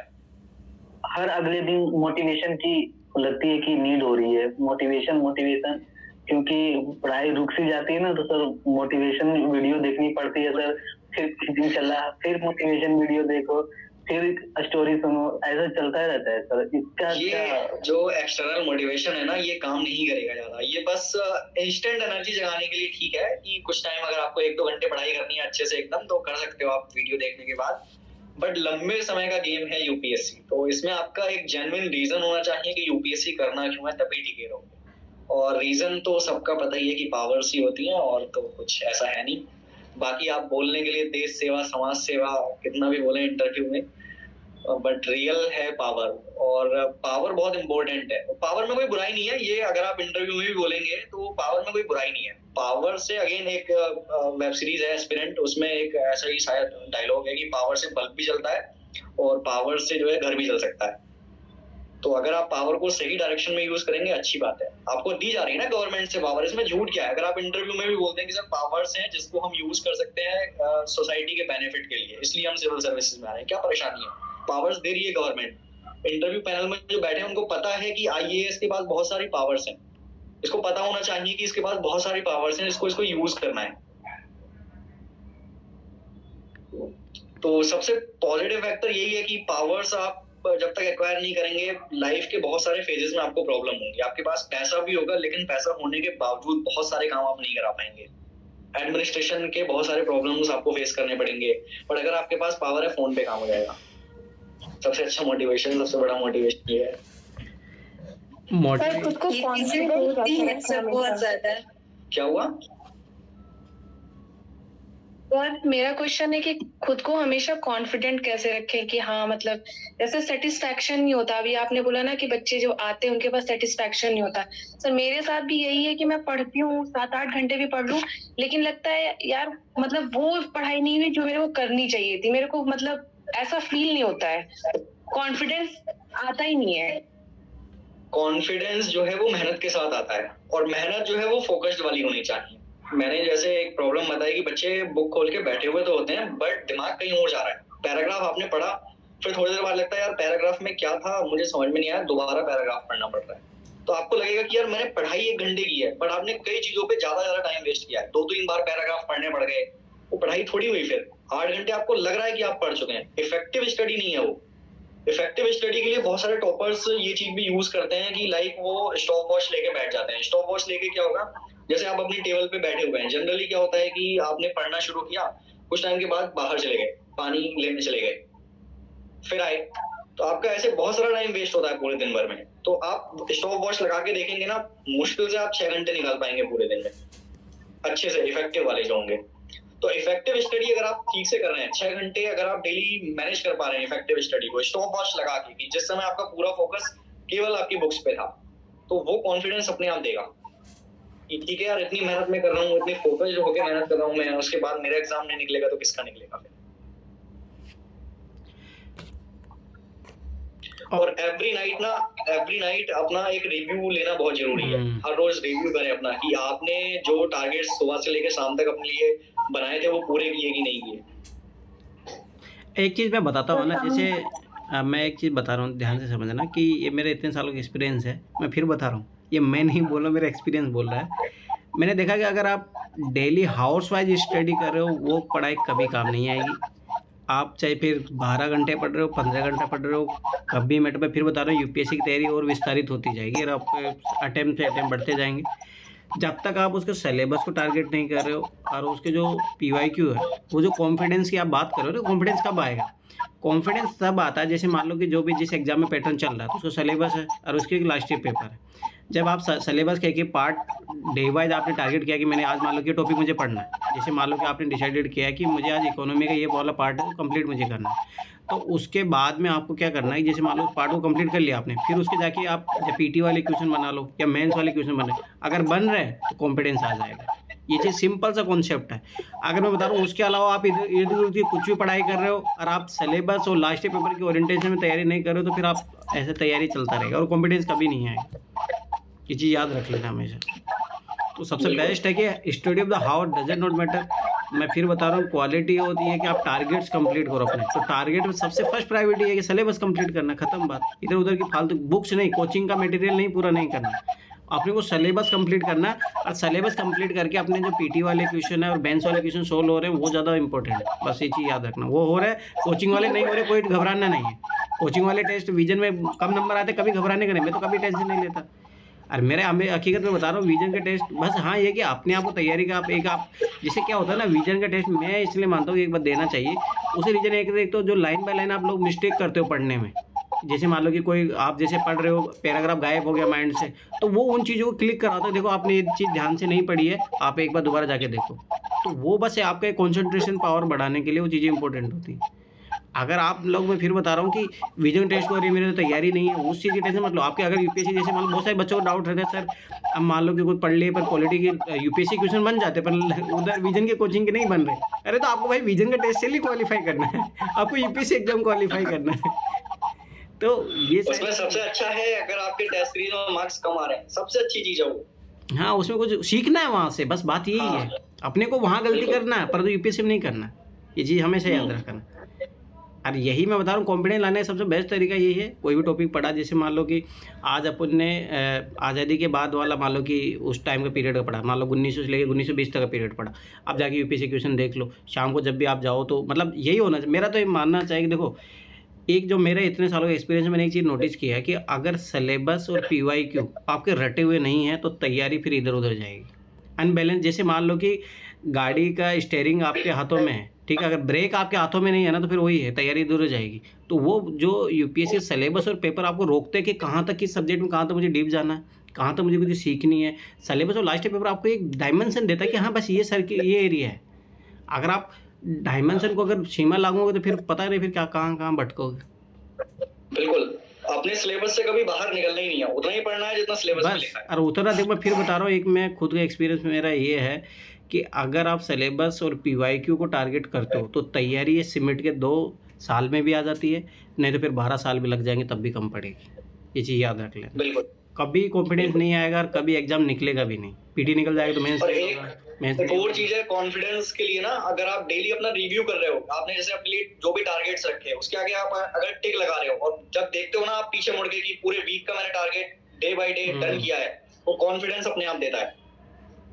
और दूसरी बात, टारगेट हमेशा छोटे रखो, ऐसे नहीं मैं क्या देखो, बहुत एक्सपेरिमेंट करके बैठे हैं हम लोग कि मतलब हमने एक दिन में बना लेंगे हम 10-12 घंटे पढ़ेंगे, ये टॉपिक कर लेंगे, ये कर लेंगे, ये कर लेंगे, होता कुछ ही नहीं है। ये अकेले बता रहा हूँ, अनरियलिस्टिक टारगेट्स कभी पूरे नहीं होंगे। तो सबसे बढ़िया देखो, सुनो, मैं हकीकत बता रहा हूँ, जिंदगी में खुश रहना। जैसे मान लो कि आप नॉर्मल है कि आप 8 घंटे पढ़ रहे हो, ठीक है, आप 2 घंटे का प्लान बनाओ, पहले दिन 2 घंटे का बनाओ, चाहे 8 घंटे पढ़ते हो, खुश हो जाओ उस दिन 2 घंटे पढ़ के, और तुम्हारा टारगेट कंप्लीट हो, खुश हो जाओ, चाहे मत पढ़ो उस दिन, कोई दिक्कत नहीं। फिर धीरे धीरे धीरे आगे बढ़ना।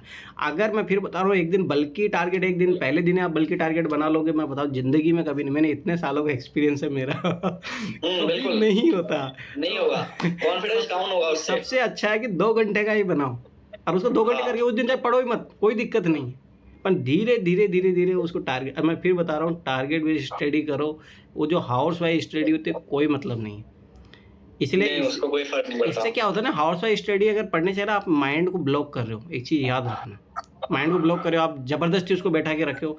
मान लो कि वही माइंड है कि आप टारगेट देके दे रहे हो, तो वो मान लो कि 8 घंटे का काम 5 घंटे में आपको कंप्लीट करके दे दिए। जैसे मान लो कि मैथ का कोई टेस्ट सीरीज, मान लो आपको मैथ का टेस्ट सीरीज है, मान लो कि कोई क्वेश्चन बनाने 50 क्वेश्चन सोल्व करने, अब आप एक है कि 8 घंटे उसको बैठ के सोल्व कर रहे हो। अरे एक बार माइंड को आपने टास्क दे दिया कि भाई इसको 2 घंटे में पढ़ के सोल्व करो, तो माइंड काम करता है। मैं फिर बता रहा हूँ, टारगेटेबल होता है तो माइंड भी उस तरीके से काम करता है। अपन क्या होता है, माइंड को लेजी बना देते हैं। तो ये चीज़ें मैं फिर बता रहा हूँ ना कि ये चीज़ें बहुत दिक्कत करती हैं।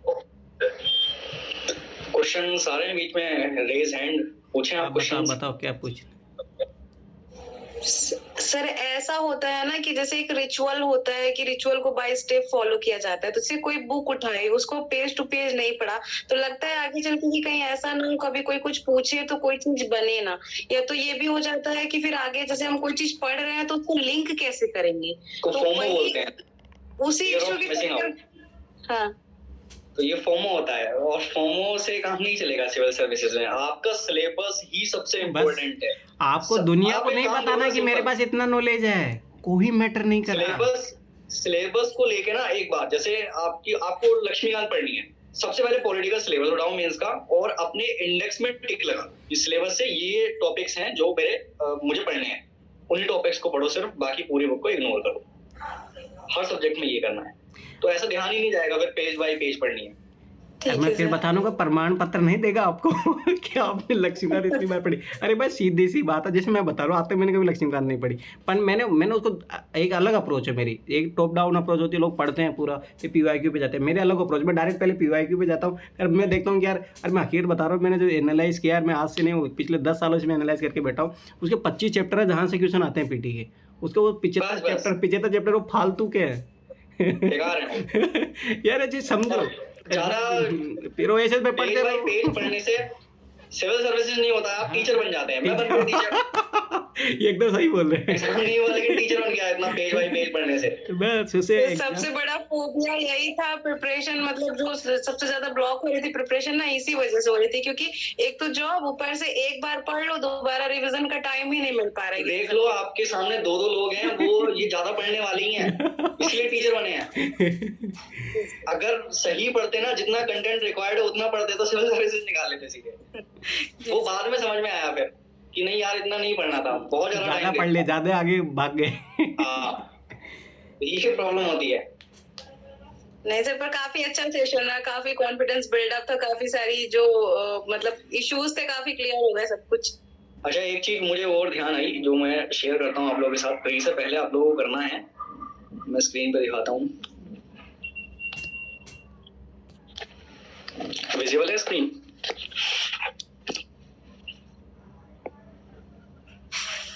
Yes sir.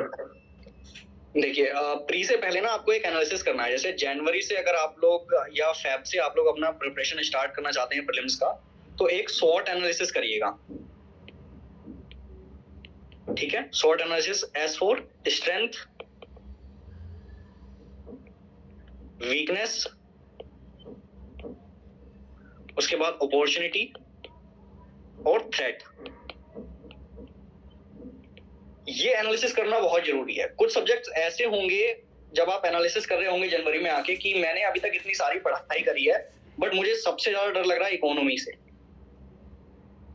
और इकोनॉमी को अगर मैंने सॉल्व नहीं किया तो ये प्रीलिम्स में मुझे बहुत नेगेटिवली अफेक्ट करेगा। तो ये थ्रेट में रखिए, आप ऐसे सब्जेक्ट्स को चूज कर लीजिए एनालिसिस करके। अपॉर्चुनिटी आपके लिए क्या है? अपॉर्चुनिटी है टेस्ट सीरीज, अगर इसको मिसिंग करेंगे प्रॉब्लम बढ़ेगी। वीकनेस में टॉपिक देखिए, वीकनेस में ऐसे टॉपिक्स आएंगे जो आप पढ़ तो चुके हैं लेकिन ज्यादा रिवाइज नहीं किया, आप उसको ज्यादा भूल रहे हैं, तो ये वीकनेस में आ जाएंगे। हो सकता है साइंस एंड टेक्नोलॉजी आप पढ़ चुके हो बट ज्यादा भूल रहे हैं, तो ये वीकनेस है आपकी। उसके बाद स्ट्रेंथ, कुछ टॉपिक्स ऐसे होंगे जो आपको ज्यादा मेमोराइज रहते हैं, हो सकता है पॉलिटी आपको ज्यादा याद रहता हो। तो अब हमें करना क्या है, जब प्रीलिम्स की प्रिपरेशन स्टार्ट करनी है, ऑलवेज स्टार्ट विद थ्रेट। जो हमारे लिए सबसे बड़ा खतरा है उसको सबसे पहले खत्म करिए। इकोनॉमी परेशान कर रही है, आपके सबसे पहले प्रीलिम्स के शेड्यूल में इकोनॉमी ही रखा हुआ होना चाहिए। फिर आप वीकनेस पे काम करिए दूसरे लेवल पे, फर्स्ट सेकंड। तो जो वीकनेस है जिसमें आप ज्यादा भूल रहे हैं उसको टाइम देके उसको पक्का करिए, अच्छे से मजबूत करिए। और जो स्ट्रेंथ है इसको हमें लेस टाइम देना है, लास्ट का 1 से 2 घंटा। रात में सोने से पहले अगर 1 से 2 घंटे मैंने दे दिए, मुझे पता है ये मेरा स्ट्रॉन्ग सब्जेक्ट है, 1-2 घंटे में कवर हो जाएगा, पर इसको लॉन्ग टाइम लेके चलना है, लाइक पूरे 1 महीने पॉलिटी पढ़नी है, 1 से 2 घंटा रोज। तो ऐसे करके आपके स्ट्रेंथ वाले टॉपिक्स कवर हो जाते हैं, इसके लिए टेंशन नहीं लेनी होती है ज्यादा। तो अगर ये एनालिसिस करेंगे, प्रीलिम्स नहीं रुकेगा। ठीक है सर रिवीजन में टाइम रिड्यूस कैसे करें? मतलब आप फर्स्ट टाइम जब पढ़ते हैं तो सबसे ज्यादा टाइम देता है, फिर आप धीरे धीरे दोबारा जब रिवीजन करें तो उसमें टाइम कम से कम कितना हम मतलब कैसे रिड्यूस करें? मेरा तो लगभग उतना ही लग जाता है रिवीजन में। दोबारा में आपका ऐसे रहता है कि आपको क्या करना है ना, अगर आप एक साइक्लिक वे में पढ़ते हैं, लाइक पहले पॉलिटी पढ़ा, फिर इकोनॉमी, फिर घूम के एक साइकिल के बाद पॉलिटी आएगा, तो जब आप दोबारा उस टॉपिक को पढ़ रहे होते हैं, आप एक्टिव रिकॉल करिए। टॉपिक के नाम से देखिए, ओके प्रियम्बल में अगर सॉवरेनिटी लिखा है, सॉवरेनिटी का मतलब क्या है? तो संप्रभुता का मतलब अगर आपको समझ में आ रहा है कि ओके संप्रभुता का मतलब ये है, तो आपको आगे निकल जाना है। वो बहुत जल्दी जल्दी याद आ रही होती हैं चीजें। फिर जहां पे आप जहां पे फंस रहे हैं, जो आपको नहीं समझ में आ रहा है, जो टॉपिक आप लगता है कि आप भूल गए, आर्टिकल 21 आपको याद नहीं है कि उससे रिलेटेड क्या केसेस थे, आर्टिकल 21 क्या कहता है, तो उसको मार्क करिए कि ये टॉपिक सेकंड रिवीजन में मुझे प्रॉब्लम क्रिएट कर रहा था। फिर थर्ड टाइम देखिए, अगर आपको सेकंड रिवीजन में कोई चीज याद है, एक साइकिल आप पूरा करके आए हैं स्टडी का, उसके बाद सेकंड टाइम आप रिवाइज कर रहे हैं, आपको कोई चीजें याद आ रही हैं, एग्जाम में भी याद आ जाएंगी, कोई परेशानी की बात नहीं है। तो जो चीज आपने मार्क किया सेकंड रिवीजन में, उसको थर्ड में लेके जाना है। ऐसे ये रिड्यूस होता चलेगा टाइम। हर बार 100% चीजें नहीं पढ़नी है। कॉन्फिडेंस अपने आप इस तरीके से बिल्डअप होता चलता है कि अगर आपको कोई चीजें पहले की पढ़ी हुई याद आ रही हैं, एग्जाम में भी याद आएंगी। और दूसरा कॉन्फिडेंस आपको देती है टेस्ट सीरीज। अगर टेस्ट में आपके क्वेश्चन सॉल्व हो रहे हैं, ठीक जा रहे हैं आपके क्वेश्चन, प्रीएम्बल के फंडामेंटल राइट के क्वेश्चंस आपके ठीक जा रहे हैं, कोई इशू नहीं है, वो टॉपिक आपका तैयार है।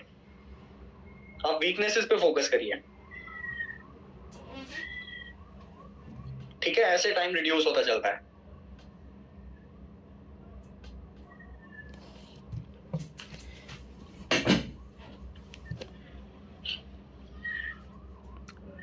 तो और किसी को कोई क्वेश्चन रहे हो तो मुझे नहीं लगता कि ऑलमोस्ट सारे क्वेश्चन हो ही चुके हैं।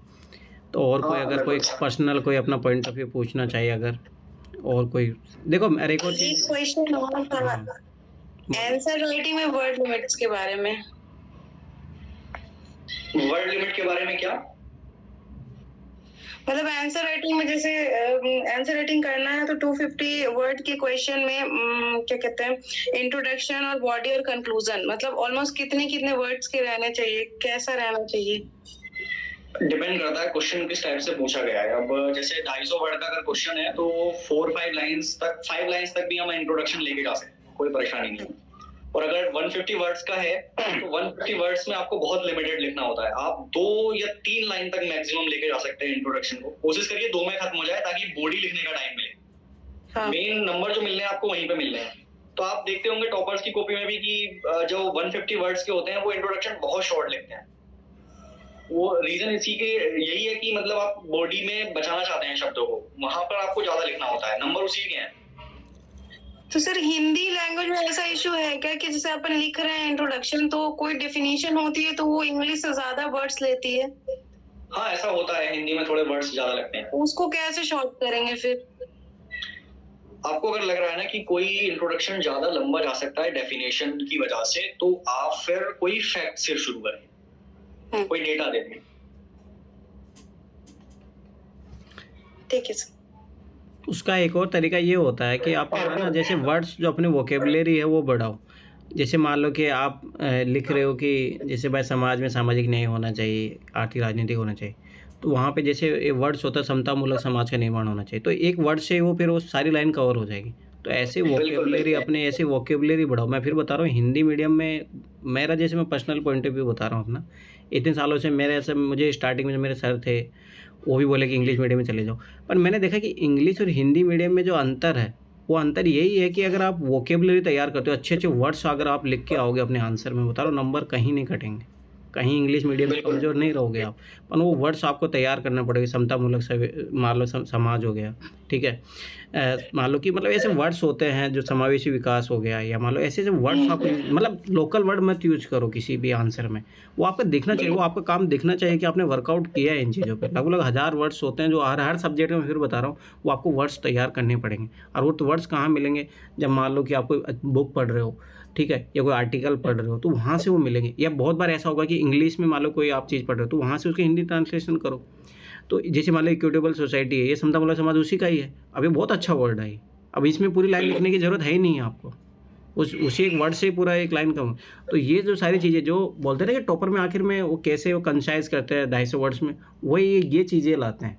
ऐसा नहीं कि वो लाइन काट के नहीं लिखेंगे, वो वर्ड्स जो है उसको रिफरेंस जैसे याद करो। जैसे अगर आप जैसे इंग्लिश में या हिंदी में जो व्याकरण पढ़ते थे ना कि एक लाइन होती थी, उसका पूरा एक वर्ड जो होता था उसे जो रिप्रेजेंट करता है, तो वैसे ही आपको ये वर्ड्स जो वोकेबुलरी जब आप अपनी बढ़ाओगे लगभग तब जाके वो चीज़ें होगी। अब मैं फिर बता रहा हूँ कि वही एक तरीका है, और वही जब तुम्हारे आएगा आंसर में दिखेगा तो वही तुम्हारे मार्क्स भी बढ़ाएंगे। और जो चीज़ें लेंदी हो रही थी कि पेपर कंप्लीट नहीं होता है, बहुत सारे बच्चों की दिक्कत रहती है, तो वो तब सारी चीज़ें वो तभी कंप्लीट होगी।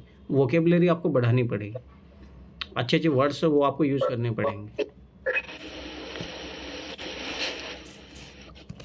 चलो, और कोई फिर आप सेशन को यहीं पे अगर ठीक है।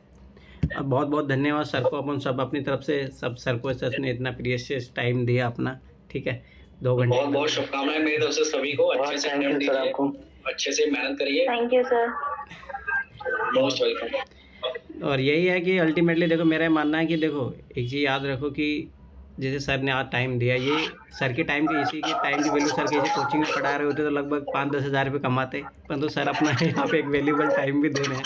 तो हमेशा ये चीज़ों का मतलब देखो है ना, लोग क्या होते हैं इग्नोर करते हैं। मैं फिर बता रहा हूँ कि हम लोग जो है एक्सपीरियंस इन चीज़ों को समझो। आप फिर मैं बार-बार बता रहा हूँ कि हमारी बातों को ऐसे मत लो। एक भाई हमने 8 साल दिए हैं यूपीएससी की तैयारी में, हम इतने सालों से हैं, आप ये चीज़ को समझो। तो हम उन चीज़ों के क्रिस पे पहुंच चुके हैं कि आखिर में एक तो देखो इतना सारा एक्सपीरियंस रहता है। तो देखो बात है ना, सेशन ज्वाइन करने से नहीं, बात है कि आप इम्प्लीमेंट करते हो तब फायदा है हमारा। अब सर ने अगर इतना टाइम दिया, इंपॉर्टेंट टाइम दिया, तो उसका फ़ायदा तभी है कि आप लोग अपने अप्लाई करो उन चीज़ों को। ने सुन के वो कान से आया इसे निकाल दिया तो कोई मतलब है नहीं फिर उन चीज़ों का। ट्राई करोगे अपना आप लोग ना अभी से अपनी एक बुक लिस्ट प्रिपेयर करके रख लेना कि क्या रिसोर्स फॉलो करना है, और एक टाइमलाइन जैसे मैंने अभी बताई थी। अगर ये 2 रहोगे, आप 2 चीजों को फॉलो करोगे, कभी परेशानी नहीं होगी। चलो बढ़िया, फिर गुड नाइट फिर, ठीक है, और बहुत ठीक है, सभी को गुड नाइट और बहुत बहुत शुभकामनाएं। चलो ठीक, बाय बाय।